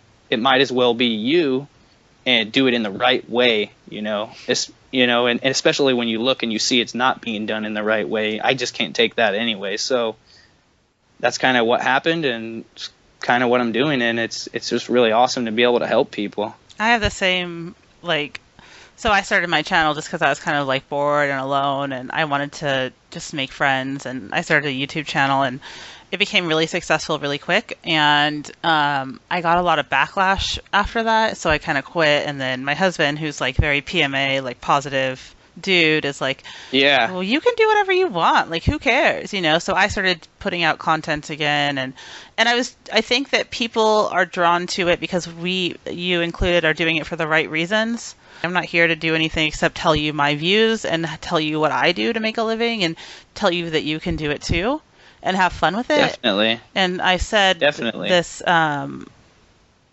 like, I will only do this as long as it's still fun for me, Like, this is, sure. I'm never going to turn into a person who's just doing this for money or like a cash grab, because, you do make money from YouTube. There's AdSense and all of that stuff. But I never want it to become this, like, this thing that it's not. Like, I want to do it for fun. Right. I love doing these interviews because I learn a lot from people, and I like connecting with people. But yeah, it's crazy. Yeah, people can see through that, though. People, people who follow me or you, they see that we're doing it for the right reason. And when you do get those emails, like I get those emails where I've changed someone's life or whatever, those heartfelt emails, and you read them and you're just like, wow. It's so encouraging. It makes you want to, like, immediately go film a video and put it up. Yeah. You know what the craziest thing is that a lot of people, I get two reactions from people. They're like, oh, sweet, that's awesome what you're doing. And then some people are like, well, aren't you worried you're creating competition for yourself, or you're spilling the beans? And, like, in a way, I am. There's at least 3 of my followers that live in my town, and they'll send me snaps of, like, things that they haul out of wherever. And I'm like, yeah, thumbs up. But inside I'm like, what did I do? But the reality of it is I learn way more. I could sit at home and buy online all day long and make a ton of money just from my followers messaging me. Like, just yesterday, someone messaged me, hey, Macy's is having an online sale. Converse are more than half off. So I bought 30 pairs of Converse to sell on Amazon. Or just, it's just crazy. People are out at Toys R Us and they're like, boom, they send me a screenshot. They're like, go to Toys R Us and buy this right now. It's like, I didn't realize that was going to happen. People are grateful for what I've done, and they're just trying to pay me back any way they can. Like, people mailing me coffee and stuff. I got like 5 bags of coffee on my counter right now from people that were happy to send it to me. It's just it's ridiculous, you know. It's the scarcity mentality is not good to have. It's going to poison your brain. Yeah, and just like I don't know, me and my family in general, we just really believe in being positive and just being, you can let that negative energy and those negative thoughts poison you all day long. Like, sure, maybe I'm creating competition, but someone else was going to, like, why can't Exactly. and there's enough junk out there for all of us. I'm still making a living. My cells are still growing, and I've been putting out YouTube videos Definitely. for a year. So I think I'm gonna be okay. Exactly. And yeah, it just drives me crazy that people think that it's so, you live in a bubble if you think that, because there's a million hustles, and like from sharing with people, people share with me, and there's way more people sharing with me than I'm sharing. Like only 5% of the people I share with share something with me. That's way more than I shared out coming back to me. It's ridiculous. And it's just there's so many opportunities. There's room for everyone, like you said. Yeah, there totally is. And no one is going to have the same hustle, is the thing. Like, unless you live right next door to me and you're following me in your car and going to every store that I'm going to, and like, right, you can be sourcing the same clothing rack as I am, and we're going to both make money. I go out with my Right. friends all the time. I've taught I friends, and yeah. Yeah, like not recently, but when I signed up for Amazon merch, it was because someone told me about it. Like I didn't get the memo or whatever. I don't know. But if you're not signed up for Amazon merch, you should go and sign up for Amazon merch right now. You know what it is? Yes, No? and I keep trying to get. So my husband is actually, I mean, he's an artist, right? Like he draws and he does Yeah. graphic stuff, and we have I don't know what it's called. I am not technically inclined, but he is. But he has one of those fancy tablets that you draw on. Nice, like a Like, Wacom tablet. yeah, like he has all that stuff. And so I'm always telling him, like, can you please go start merch? He also screen prints, so he like has always screen Well, printed it takes like t-shirts. 3 months to get approved, so just sign up right now. Is it easy? Do you have to have a Amazon seller account to get into merch? No, no, it's totally separate. It's a whole separate thing, completely separate from your seller account. You don't even it's really weird. It's like you're just creating the designs for Amazon to sell the shirts, and you get a commission. So like say you sell a shirt and a customer returns it, you still keep your commission. Oh, what? How much is the Yeah. commission that you get off of these? It's various prices. So I know that if I sell a shirt for 10.01, I think I make like a penny, and then the more I price it, it goes up from there. So I think 14.99 sale is like 3.50 or something, and like a $20 sale I think might be like $7. I'm not the best on merch. I've just barely got my merch. I have like 35 shirts up, and I'm allowed to put 100 designs. But I did do interview training with a guy named Daniel Caudill. He's only like early 20s, and he's making $5,000 a week on Amazon merch. Oh my God. So my husband has always sold shirts. Like he'll print like limited t-shirts and sell them around town or whatever. And so I'm Yeah. like, you already know like how to design things. Like you just need to go and do this. So hopefully he'll do it. I'm also been trying. The other thing about merch is that I think it would be really good. I'm trying to get my son's school to sign up for Amazon merch because they do like school t-shirts and stuff, and they have to buy all this product, and it's always just kind of a mess to get Right. parents to buy it. And so I'm the one who's like, you guys need to sign up for Amazon merch and just put all this stuff on there, and you're gonna, just send the That's parents actually there. a good idea for your store, for you guys to do, because the way it works is that they give you, I think, 25 designs, and then when you sell 25 shirts, they give you 25 more slots, so you'll have 50. And then when you've sold 50 shirts, they double it to 100 slots of designs. And one of the ways to ramp up your slots that you're allotted quickly is to get in touch with an organization like that who's going to, buy 25 or 50 shirts really quickly. Oh, I'm totally gonna do that. I didn't even think about just doing it myself. I mean, they would let me. I'm like part of the PTA, Yeah, but and then you would just price them at like 10.01, and it'd be a cheap shirt for them, and then you're getting the units sold through so that you can up your allotted amount of shirts. that is so smart. And have you ordered any of them? Are they like professional looking? Are they So done well? they're decent. What happens is They use I don't know the exact technology, but some kind of like heat press Yeah. thing, like not an iron on, but like the next step up. And they do last decently. Like I have some that I've washed more than 10 times and they're not like cracking or anything. But the cool thing is if you make a design that sells really well, I don't know what the number is, but it's going to be probably like 50 times or more or something, then they'll actually make a silk screen for that shirt and then it will be a much higher quality. Yeah, so that's what Joe does is he silk screens things and that, that looks like it's very professional or whatever. So that's nice to Yeah, know. I was always kind of worried definitely. about what the quality would be on something like that because they have to make so many, they can't make that many screens. It's like they'd be Right. losing money. Yeah, they recently also just, more rules. They just made a rule where they said that if your design hasn't sold a copy in, I forget if it was 3 months or 6 months or even less time, they take it down. So you still get the file back or whatever, but and you can put it back up, but they just want to like remove the clutter of people having only 50 designs that sell, but having 900 and Yeah. 950 ones that don't sell, because the whole thing with it is really it's a numbers game. So like I have 35 shirts up, but really two of them have done 90% of the sales and a couple more have sold here or there. So it's like, well, I just need two more, home run hitters. So let me design two more home run hitters. But that's not what you need to do. You need to design 35 more home run hitters just so that you can chance across those two more. That is crazy. Are you designing them yourself? Yeah, for the most part right now. I'm decent. Like I have great ideas and I know how to work Photoshop. And my buddy is like a pro, so if I send him a text, like one text from him is gold. It's like 3 hour class. Oh, that's so cool. But he used to work for. He's just like a graphic designer by profession, and he used to work for like big tobacco companies. I think he worked for the company that made Swisher Sweet for a while, so he designed some of those packages or Oh my something. God. But That's cool. so I call him Magic Hands, but he'll just be like, "Oh yeah, just click this and do that," and I'm like, "Holy crap, that would have took me 2 hours on YouTube to figure out." He is gold. I love friends like that. I mainly just love Joe because he does all that stuff, and I'm like, I don't know what I'm doing. Can you just do this, please?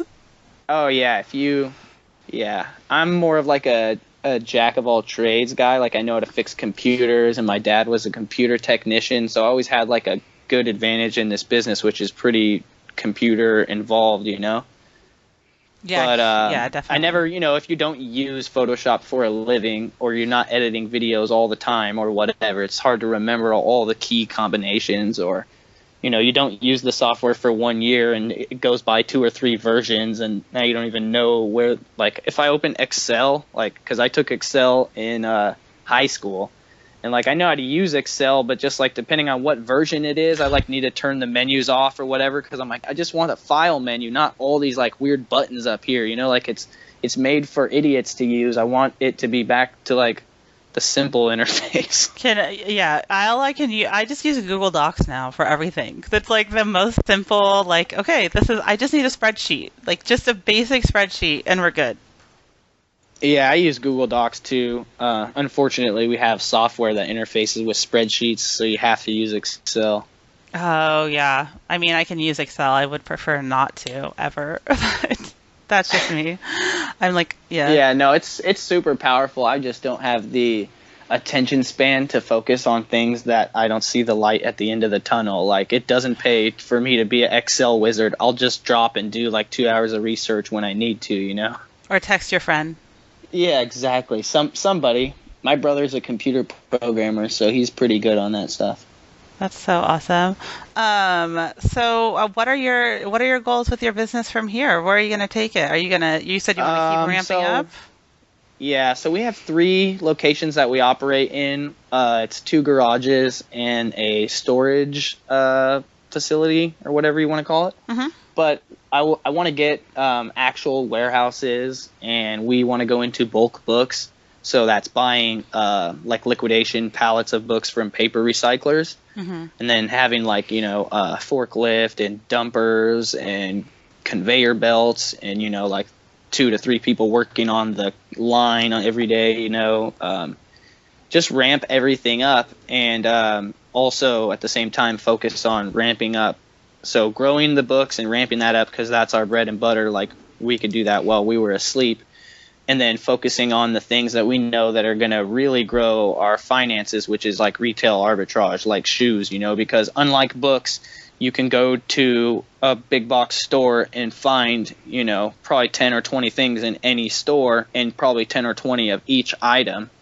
And, my daughter does softball, and we travel for softball. And so maybe looking into starting to bring like a mobile office with me so that I can source more stuff while I'm out, or getting a different vehicle that I can haul more stuff in, or some people bring like small trailers with them and then fill them up. So maybe that would be the type of thing that I need to look into. But basically just growing the business like physically larger with employees and like square footage, and then getting more contracts so that we can process more inventory and just grow the business as long as books are going to be profitable, because who knows with ebooks and in the future or whatever, what's going to happen. I know the publishers are pushing towards digital only, because that's way more profitable for them, and it eliminates the secondary market.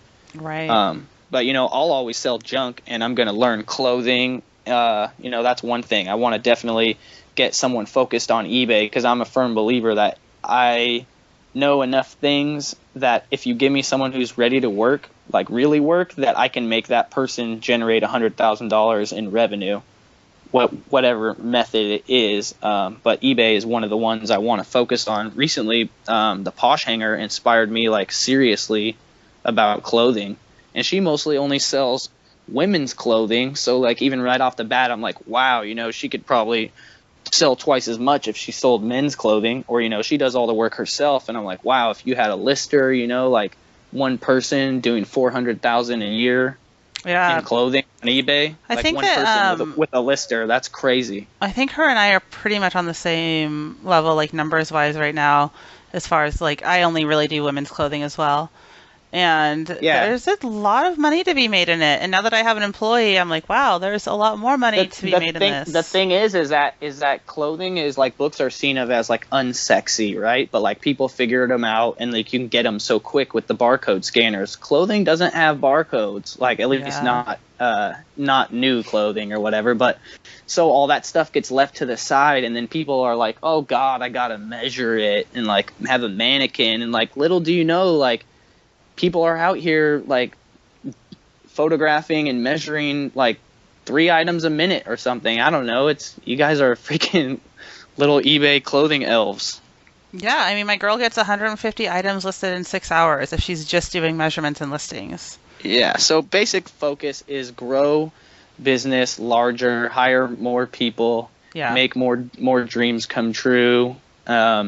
Be able to take more vacations, and like on the non-business side, I want to be able to focus more on my personal on the Reezy Resells thing on my YouTube, increase my videos, maybe do some travel vlogging, maybe do some speaking. I don't know, we just had crazy ideas like, hey, let's rent an RV and then go travel sourcing for a month and just make like a mini series. And I was like, oh, that sounds so sick. You have to come to Portland. The logistics. No, I want to go.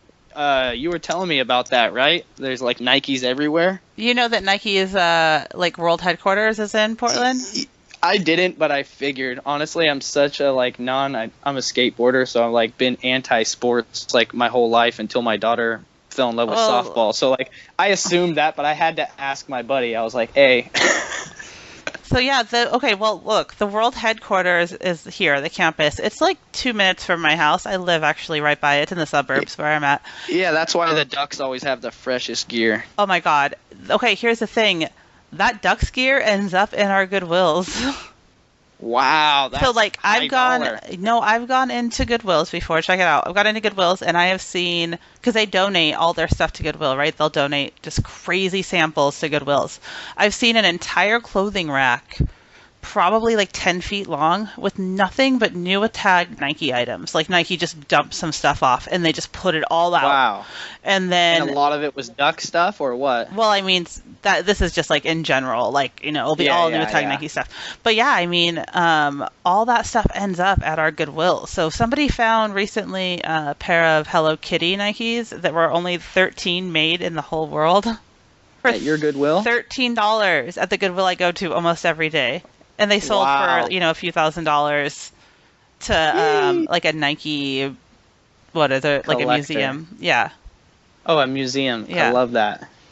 You have to come That's to Portland if awesome. you're into Nike. And then there's just like, factory stores everywhere. And if you can get Yeah, into the employee store. I've heard because some booksellers I know came from that area, and they're like, "Oh yeah, it's real good." And like I know it's a literate area, and then like it rains, so people got to be reading. Oh, yeah. And Pals is here. You got to come to Portland sometime. You'll love it. Yeah, and there's a bunch of really good coffee shops too. Yeah, I just had Like I don't know if you Stumptown. know, but I'm huge into coffee. I got an espresso machine at home. I've been making espresso for like 7 years. Oh, I didn't know that. I literally only drink espresso and like, I'm kind of a coffee snob as well. Like, I don't Oh, make for it sure. myself, but I go out every morning to like my little local shop. And then this morning I had Stumptown because I was downtown, which is delicious. Nice. I love Stumptown. Yeah, I don't know if you ever want to get up on making your own coffee at home, but I can help you like for super cheap. Like I figured it all out pretty much. But Really? I have another YouTube channel that I run called Super Spro Bros. What? SPRO. I So see it's this here. it's Yeah. a coffee channel that me and my business partner run.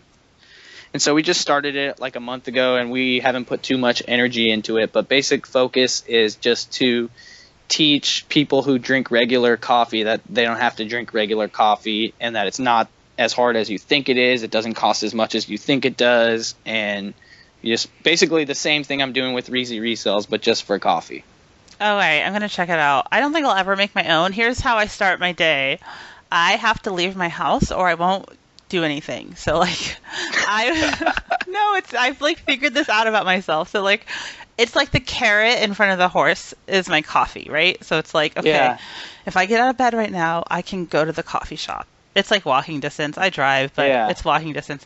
I can go get coffee. They like know me in there. It's super cozy. I sit on the couch. I answer emails. And then I'm Yep. like, half an hour of just like that time in the morning just gets me like super pumped and ready to go. So it's worth the like, $5, $10 I spend every day because it gets me like out of bed and going in the morning. Nice. Yeah, it's crazy, but you're gonna have to hear this though. One, for the price that I could get you set up for your like espresso at home, you will more than pay for the machine in like 3/4 of a year with what you save from making it at home. Especially if you drink lattes or whatever. I'm just assuming you drink lattes. Yeah, I get a quad Or no, you shot drink latte. espresso, right? Well, Quad latte. Okay, Yeah. see. So yeah, so that costs like $6 or whatever, right? Mhm. $5. it's bad. Yeah. And those espresso, when you make it yourself, your espresso shots are going to cost you like a quarter, something like that. Oh my God. It's so, I Yeah, hope so that, so it's like a dollar for 4 shots that are like you probably would only want 2 because they're going to be so serious, and then some milk. wow. Well, and I'm vegan, so I have to get like almond milk, which Yep. is even more money. Yeah, we drink almond milk too. We stopped drinking milk years ago, maybe almost 10 years ago. Oh wow, that's Milk like is so bad for you. I feel like so there's a lot of resellers that I know. I didn't graduate. Well, I grew up in California where you could like test out of school. I was still enrolled, but I just tested out when I was like 16.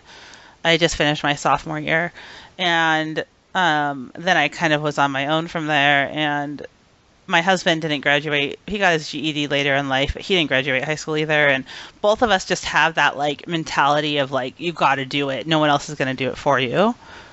And that Definitely. really helps in this industry. Like, so now he had the choice to go back to Intel or stay and do this with me, or he also had this opportunity open up to like start tattooing. And so he chose to tattoo because he wants to still own his own time. But when you have a job where you own your own time and you're kind of making your own money, you have to have that drive. You have to have that hustle. You have to have that mentality of like, no one else is going to do this. Yeah, definitely. It's like you have to develop, it's a skill, but you have to develop this ability to feel like there's always someone right behind you who's trying to take your cake.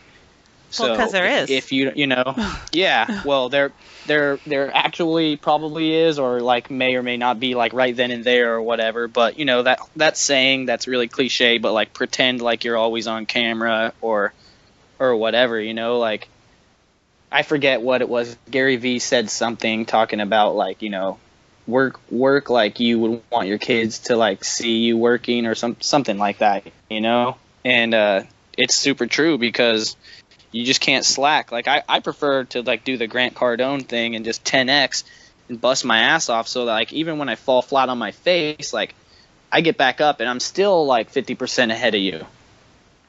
Yeah. I mean, and I heard a quote the other day that was, I forget who said it, someone said it. It was like, if you can't figure out a way to make money while you're sleeping, you're going to die working. Oh, good one. And that is the truth. That hit me so hard because I was like, yeah, every morning I wake up and I've made money. And it's true. You have to find a way to make money while you're sleeping. Yeah, well, and just on anything, the way like the world works now, you don't have to just do it the way everything has always been done. Like you can have a side hustle, you know, you can work 9 to 5 and then work on whatever your passion is. And it's like, yeah, you're not Reezy Resells or you're not Super Spro Bros, but maybe you really like Legos and you have a ton of Legos and you build sick Lego stuff. So you're going to be Lego builder guy or whatever. And, you know, I don't know, eventually that'll turn into something, you know, especially if you like it and you work hard on it, you know, but it's just like that's probably the most common thing I say to people is you should start a YouTube channel. Like whenever I meet anyone that's interesting, I'm like, dude, either you start a YouTube channel or I'm going to come over here and film you and put it on my YouTube channel. I don't Yeah, know we if just your bought listeners tickets. know this, but when you're an entrepreneur, you're not. I'm not off work unless I drink a beer. That's it. That's it. If like I could be driving, I could be anywhere, and I could get a call. I could need help. I could have to pull my laptop out and remote control some stuff. But if it's like if I'm drinking a beer, it's the weekend or it's the evening, you're not getting anything out of me. And so like that's the only way I can clock out because I know I'm useless at that point. I love that so much. Yeah, I never thought of it that way, but yeah, no, I mean, I know I don't clock out ever. I literally started blocking out my sleep schedule because I wasn't getting enough sleep, and I was Oh like, yeah. so I now block out all of my time, so I have like time blocks through the day to do certain things, and Oh, I have a 15-minute day planner, and I block my time out as well. yeah, you have to. That is like a huge And thing. that 15 minutes is even not even that much. Some people do 5 minutes.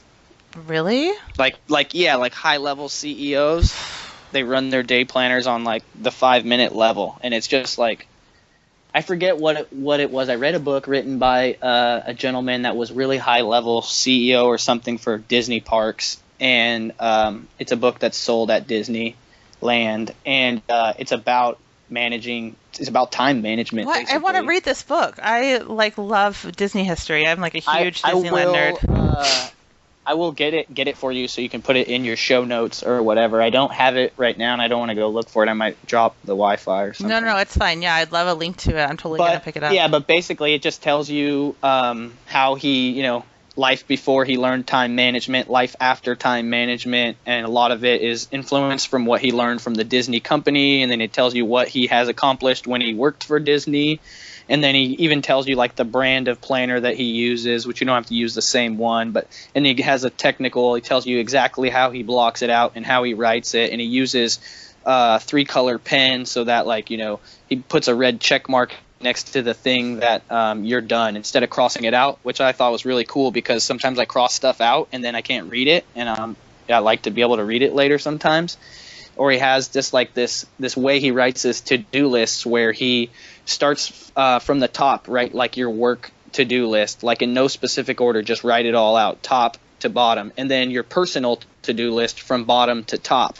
So then there'll be a space in the middle or whatever, and then you number everything like in order of importance, like 1, 2, 3, A, B, C, and like the ones are the ones that you have to do no matter what, have to be done. The twos need to be done. the threes, you do if you have time, but probably get rolled over to the next day or whatever. But just like a really intense scheduling system that really has helped me to be able to get more stuff done. Okay, you're gonna think I'm insane, and that's okay. It's fine. I was garage selling with Joe over the summer, and we were really struggling with like time management. And it was this huge community-wide garage sale, and this lady is like sitting at like it's the ones where it's like every single house is having a yard sale in this older neighborhood. And this lady is like sitting in front of her house in a little tent, and she's like, "Oh, hey, you guys, come here." And then she looks at me and she's like, "You have to start blocking out your time, or you're never going to be successful." And I was like, "What?" And then she tells me she's a psychic. And she like did this whole, What? I swear, you can ask Joe about this. Like the weirdest thing ever happened to me. And I was like, "What?" And so she sits Joe and I down and she gives us both like a reading. And both of us who are very skeptical of this stuff, we're not like into this at all. We were both just like, "What? This is awkward." Are you sure Because you weren't like holding a book about time management in no, your I hand? swear. And both of us were like, she's seen us on YouTube or something. Like, there's no way this woman knows us, right? Like, there's no way Jesus. she knows all of this stuff about us. But anyway, she said this to me, and then I still think it's like nuts and wacko. I don't really believe in any of that stuff, but just the fact that she opened my eyes and I was like, oh, she's right. I had to time block. I had to start time blocking. No matter if she was a psychic or what. Like, it's just like that one thing that hit me where I was like, okay, I got to block out my time. And now that I've been blocking my time out in these chunks, it's amazing how much stuff I get done. Because I'm like, oh, shoot, I only have 15 more minutes and I want to do this much more stuff. And then, like, I'll push myself really hard at that end point or whatever, you know? Yeah, no, for sure. It's the same thing why like we could all get like you could do like a week's worth of homework in high school in one night. Like you would just do it all the night before or whatever. Yeah. But like with before the deadline, it just like doesn't. You're like, whatever. And then like you can do like a. Did you ever have a job where you worked for someone else and it's just like here's the pace that they like want you to work at, and you're like, ha ha, I could work 5 or 10 times faster than that. Yes. And like maybe you even had like a thing like I remember I was doing community service trash pickup for one of my skateboarding tickets when I was a kid. And what we would do it was really unsupervised. So we like picked trash one day, and then the next day we like and pulled just as much trash as we did the day before, but in 1 hour instead of 8 hours. Like we totally just like, overhauled it, like sweated more than you ever sweat in your life. And then we ditched out and went and skateboarded for 7 hours and then came back and pulled up all our bags that we had like hidden around because it was like a large property or whatever.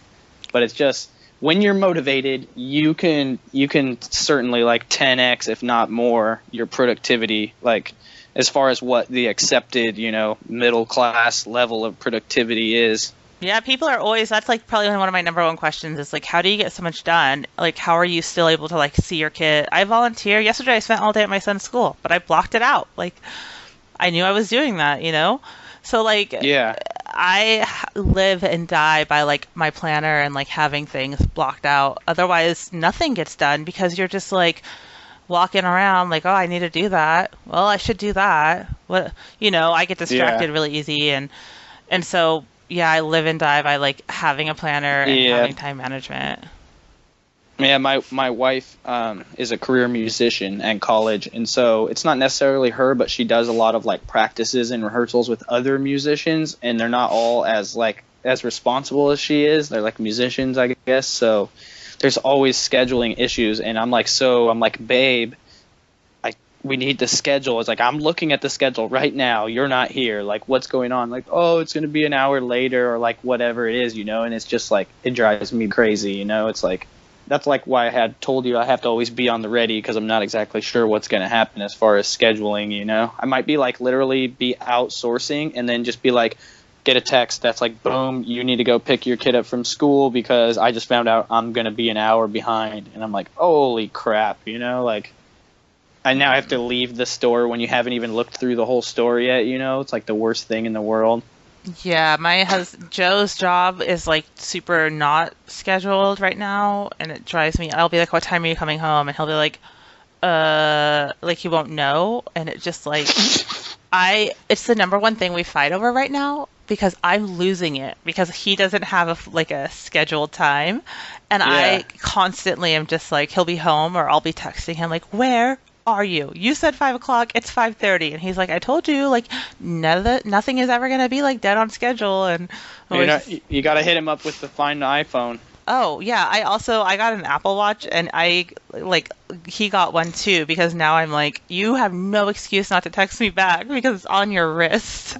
Yeah, no, my wife will spy on me with like Find My iPhone or however, like I'll be like, she'll be like, "What are you doing?" And I'll lie and be like, "Oh, I'm thrifting, like I was thrifting, but I like should be on my way home." And she'll be like, "Yeah, right. Why are you at the skate shop?" And I'm like, how did she know? Like, I just stopped in to pick up a new deck or something.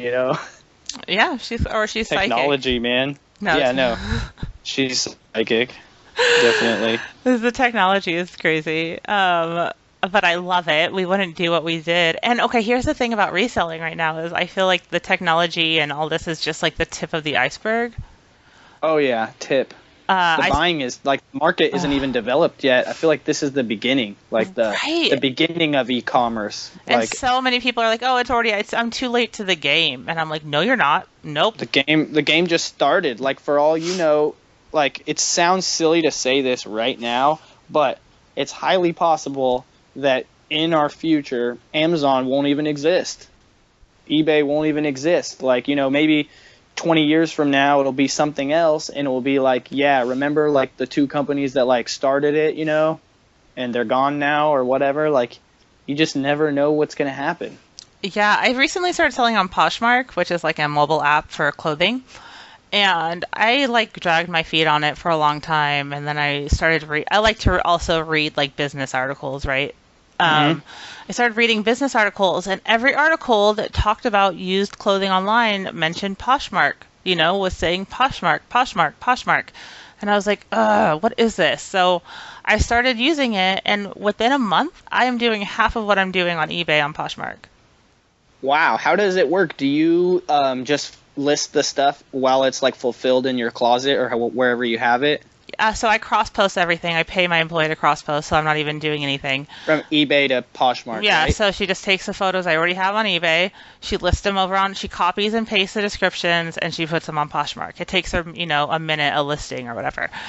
Right, and instead of a store, it's called like a closet. It's called a closet, and then you have to do social media sharing. I'm already good at social media. I know how to do this. So that's how you promote this stuff is through social media. You don't just put it there and it will have automatic people finding it. Yes, and that is what I love because like eBay, you have to know all your keywords. You have to know all this stuff.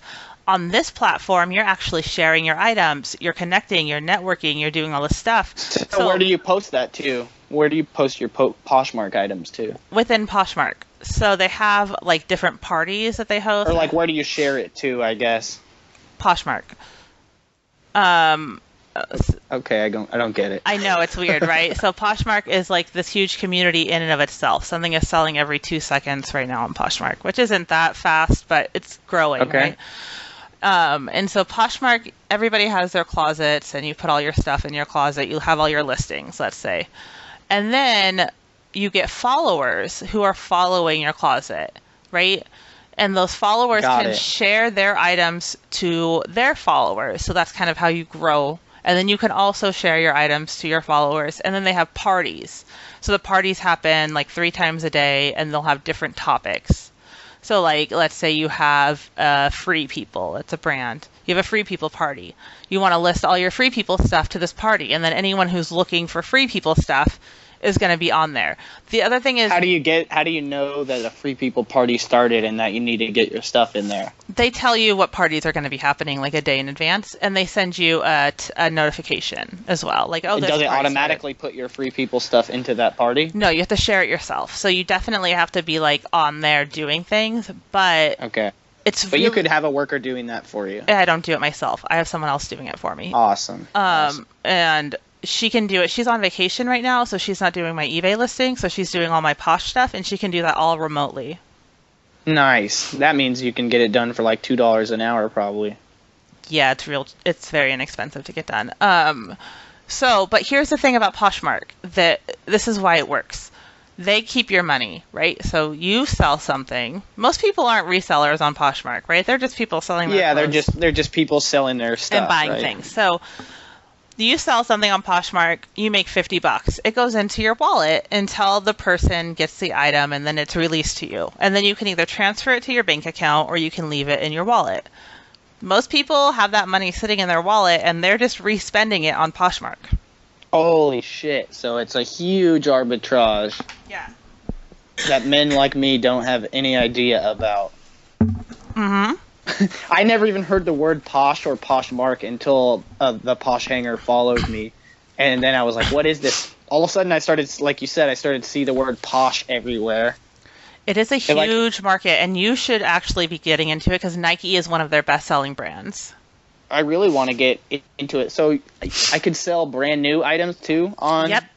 on Poshmark. So there's people who have closets that are just wholesale closets. So they're called boutiques, where they're just getting stuff from China, essentially. You know, they're buying stuff from Alibaba and reselling it there. So How do you search prices on Poshmark? you can see Or what's do you sold. just do eBay prices? No, right now I'm just doing eBay prices because I know what I want for my items. I've been doing this for Right. long enough that I have a good grasp, but you can see what's sold. So like you can go in and see solds and see what things are selling for. They have completed listings, so it's just like eBay essentially. Nice. But the thing is See, that that goes to the proof, like what I was saying about like eBay and Amazon might not be the big dog forever. Like, look here, like guaranteed, I know your followers probably know about Poshmark, but a lot of my followers don't. And like here, it's selling something every 2 seconds, and most people don't know about it. That's huge. yeah, and I'm just getting in. I feel like I'm getting in on the ground floor. So I started doing some wholesale orders that I'm going to be listing in my closet because the other thing about Poshmark, you may or may not care about this, but you should, is people like to do pretty like flat lays and like put an outfit together. So they'll do like a shirt and then they'll have like a necklace with it or whatever just to show what it would look like if you were wearing it. So what I'm doing is I bought a bunch of jewelry and I'm putting those jewelry pieces in with my outfits and then I'm selling that jewelry separately. So I'm selling these like high-end designer clothing items, right, that I'm finding at thrift stores. And then I'm also selling these pieces of jewelry that I got really inexpensively, you know, and That go good with it. that go good with it. And people might not have bought those pieces of jewelry if they just saw them, but they're seeing them with the shirt that it looks really good with. So like there's a lot Right. of marketing that you can do. What kind of price point for the jewelry, the selling price? I'm buying it for between 25 cents to $2 and then I'm reselling it from 10 to 20. So there's a huge ROI on it. Yeah, that's like selling stickers. Yeah, it's good. It's like crazy. So Poshmark, I think, is going to. I've been doing a ton of research, and I really think if you talk to younger people, I like to talk to my younger friends who are, you know, that I know shop or whatever. They're not shopping for clothes on eBay. They're shopping for clothes on apps like Poshmark and things like that. Right. Yeah, see, I'm a little bit out of touch being just like 32 with kids, and like with kids makes you like I'm an old 32 with kids, but or whatever. I just don't get out much, I guess. You know, I just do me. You know what I mean? Yeah, no, I'm old I never too. never hear about that. I mean, I by no standards feel old, you know, or would say I'm old, Yeah. but just like there's tons of stuff that I don't know about. You only know what you know, which is great to share with people because then they share with you. But like this, I really want to get my wife educated about the clothing reselling because she's not like as business savvy as I am, but she's like a really hard worker and she has style and she knows about. She doesn't know about like big brand names because like she's more of like a not like gothic, but she just wears like t-shirts and stuff. I don't know. She's All I wear not is like black, yeah. a prissy girl at all. The thing should do good on Poshmark because you don't have to know these keywords because you're in control of getting your items in front of people. Right? Right. It's not like eBay where you have to hope somebody finds it. You are literally in control. I've done where I haven't shared and I haven't been active on Poshmark for a couple days. I don't make any sales. If I'm active Wow. and I'm sharing my stuff, I'm putting it. I also put everything on Instagram and, you know, I'm letting people know like, hey, my stuff is over here. You can go look at it over here. Like all of that networking. I On do your States Place Instagram? Yeah, my States Place, and then I also network with other Posh sellers on there. So I have a weekly thread that I do every Tuesday where people can come and put their store names on it, and then everybody shares everybody else's store. So it's like there's a lot of networking. You control who sees your stuff. Yeah, that's awesome. And yeah, I think that you would do really well with like Nikes and stuff over there. The Nikes sell, it's one of their top selling brands. Yeah, it sounds amazing because if people are buying, it definitely is less supply on Poshmark. So sounds like where you need to be at. Yeah, and and you can use stock photos, so you don't even have to take your own photos. Right. So That's you my just favorite thing to do. yeah, you pull for you. You have all new Nikes. You would just pull all the stock photos and put them on Poshmark, and pay someone an hour or two a day to share your items. You're spending, let's say, $10-20. That's really actually it's like a really great idea because, like you said, the young people aren't shopping, and who wants to buy these Nike Force high tops that I have? Probably someone who's like 24 years old. Yep, who's sitting on Poshmark and they have money in their wallet because they just sold something and they see something and they're like, oh, I want that. They don't have to actually pull out their bank card. They don't have to like spend money from PayPal. Like, it's just money sitting in an app. Right. So it's like fun tickets for them. So that's even better. But it's just it's an app. It's built in an app. It never existed outside of an app. So to me, that seems like it's more intuitive for these people that have grown up with mobile devices and apps, because we didn't grow up with them, but these people kind of did for the most part, Yeah. And so, I could see how it would be like eBay or Amazon could be seen as like archaic or like just like old and dirty just because it's like they have apps or whatever, but it's computer stuff, it's not cool. It's not a mobile app. eBay is something archaic. that started in the mobile world. Yep, eBay is archaic at this point. If you look at the site, it is what it is. I mean, I love it. It's my main source of income, but it is archaic. And if they don't step up their mobile game and they don't change, places like Poshmark and these other sites that are popping up are going to outdo them. It just is what it is, because you're right.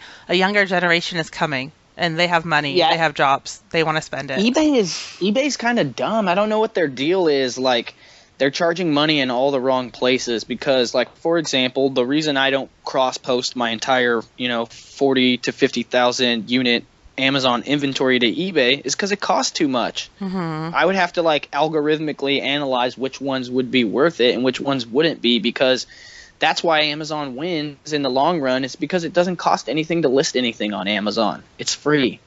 So you can list 50,000 items and keep them all in your garage, and it's free. But, if you want to list 50,000 items on eBay, at some point they're going to start charging you, 15 cents to a quarter each.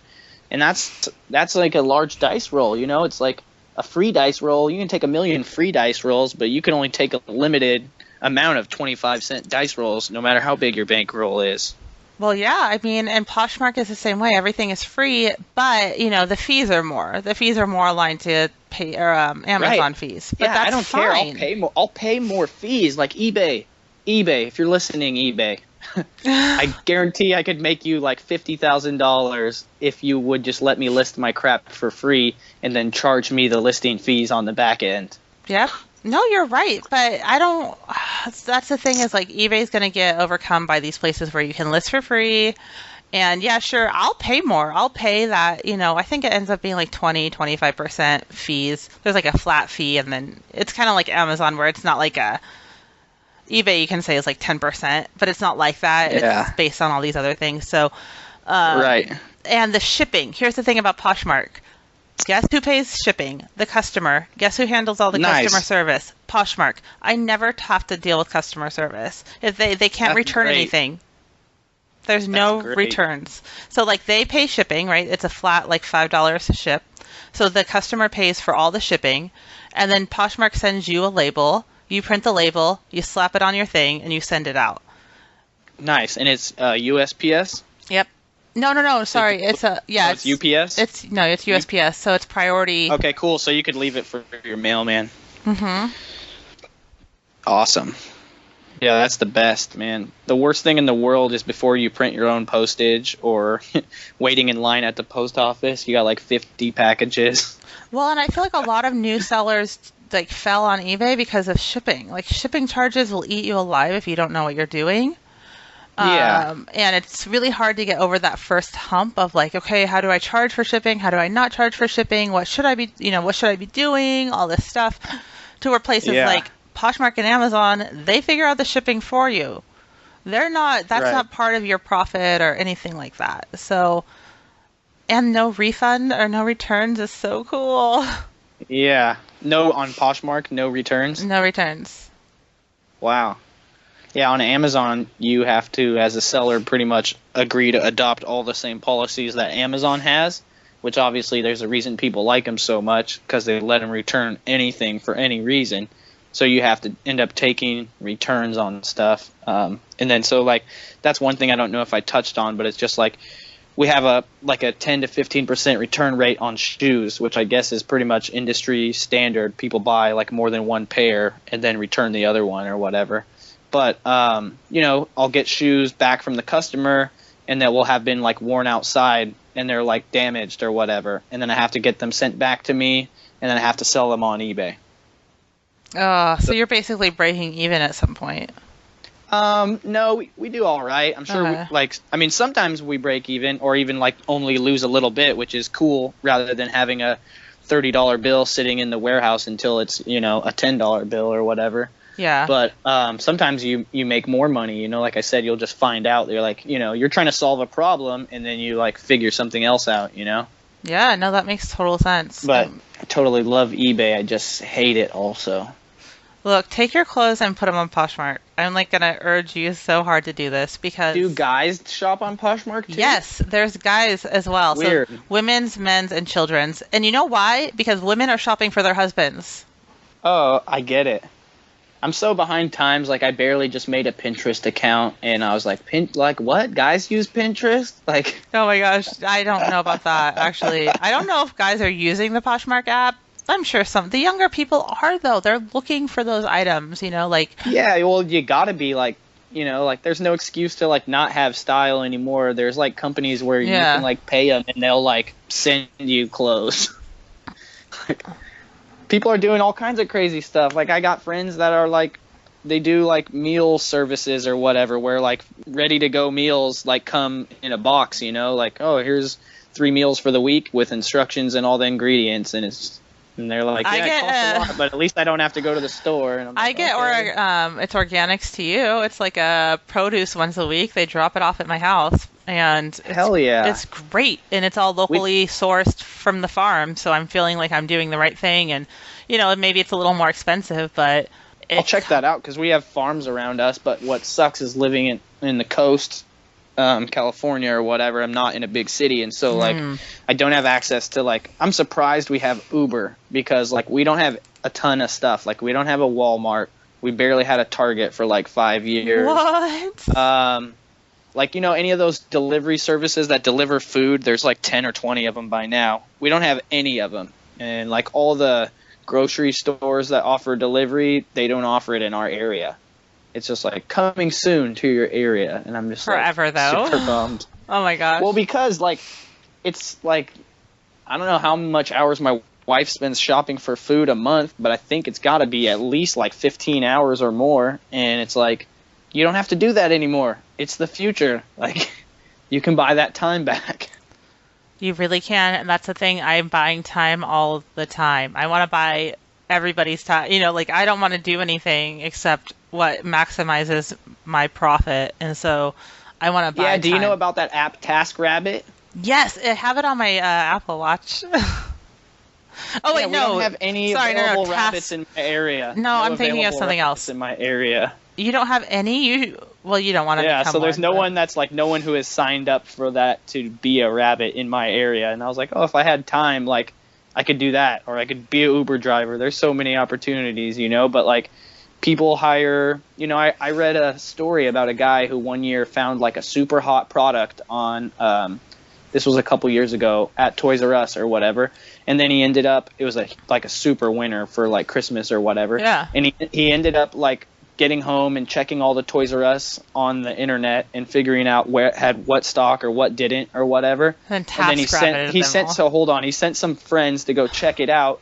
And it turns out that there was stores that said they had it that didn't have it, and stores that didn't have it that said they did. So he like revised a telephone script where he could call and get the actual, 90% of the time he would actually get the store employee to go check the stock on the floor or whatever.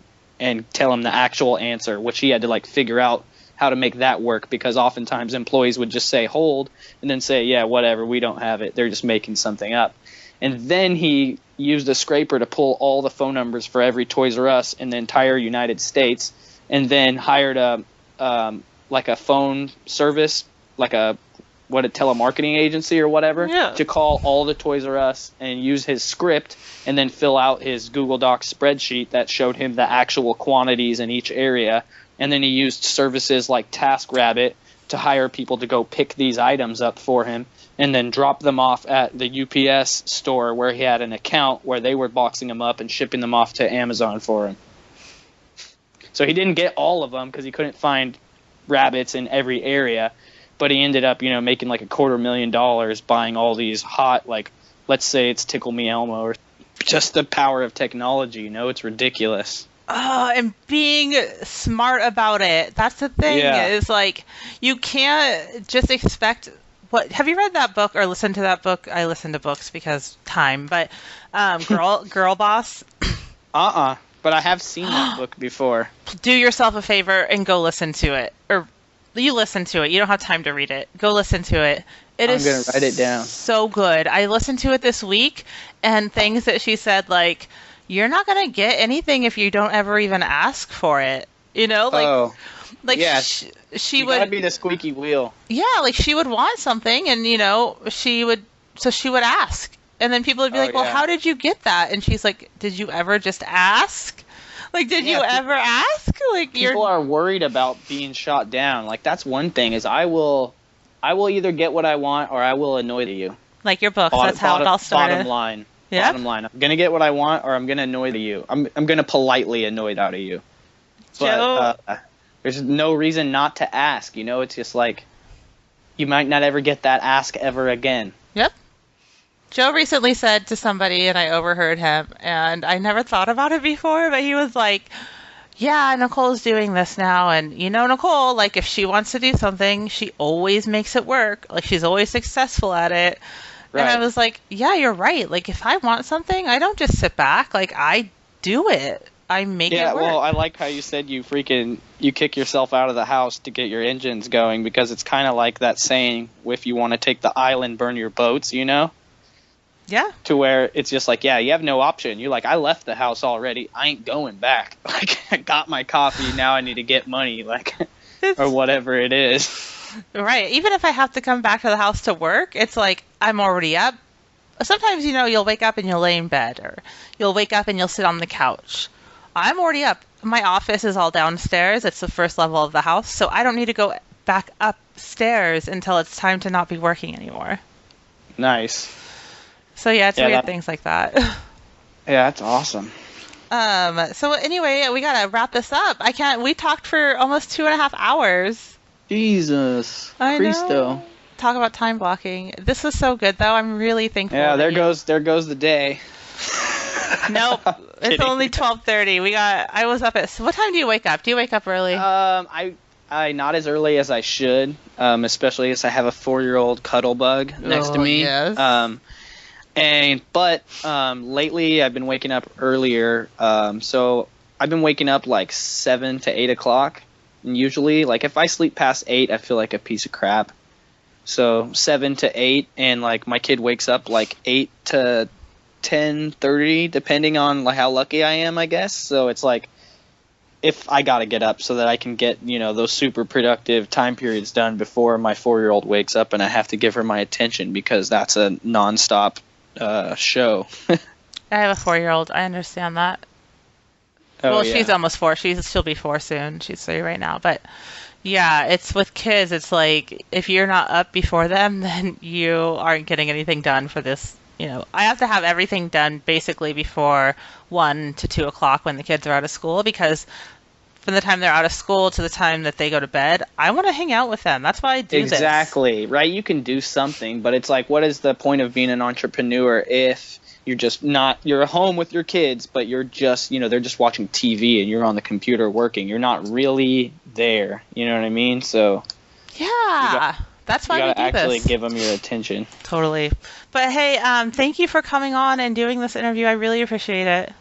Yeah, thank you for having me. I appreciate being on the show. Yeah, so do you want to tell everyone? I know you kind of did already, but let's do it one more time. Where can everyone find you at? On any social media, it's Reezy Resells. That's REEZY Resells, RESELLS. Snapchat, if you want to see behind the scenes content. If you Google Reezy Resells, the first thing that comes up is my YouTube. So I would really appreciate a subscription from you guys, especially if you like the content. Also have a website, reezyresells.com, but it's kind of poop right now. I'm not doing much with it, but I do host all my YouTube videos there, so you can always just go there real quick and, scroll through and find all my YouTube videos. Instagram, Anchor. I don't know if you guys use Anchor at all. It's like Twitter for voice. It's pretty cool. What? No, I don't. That's cool though. Yeah, check it out. It's cool because some people, aren't good on camera but have like the perfect voice. And so, you just do, I think they give you like a minute or a minute and a half and you just say what's on your mind and use hashtags and people can reply. And then all of a sudden you have a conversation with 10 people and you start to know people by their voice, which is, it's just really weird. That is actually cool though. I like that. I'm gonna check it out. Yeah, so all that stuff. And I do have a Facebook group. We have almost 5,000 members. And it's really open and like welcoming. People post like their monthly sales totals or their scores of the day, or just everyone's helping each other and motivating each other. So we have like a lot of good vibes, and I'm not really selling anything in there. So it's a great place to hang out and catch some knowledge if you're trying to learn FBA. Cool. Well, everyone head over and follow him on YouTube at the very least. Go give him a subscription. Check out his videos. They're really entertaining. I watch them on my TV personally when I'm photographing in the living room because they're like watching a TV show. Awesome. They're really well produced. So thank you for putting out all the great content and thank you for doing this interview. Awesome. Thank you for having me. Have a great day. You too. Bye. All right. Bye.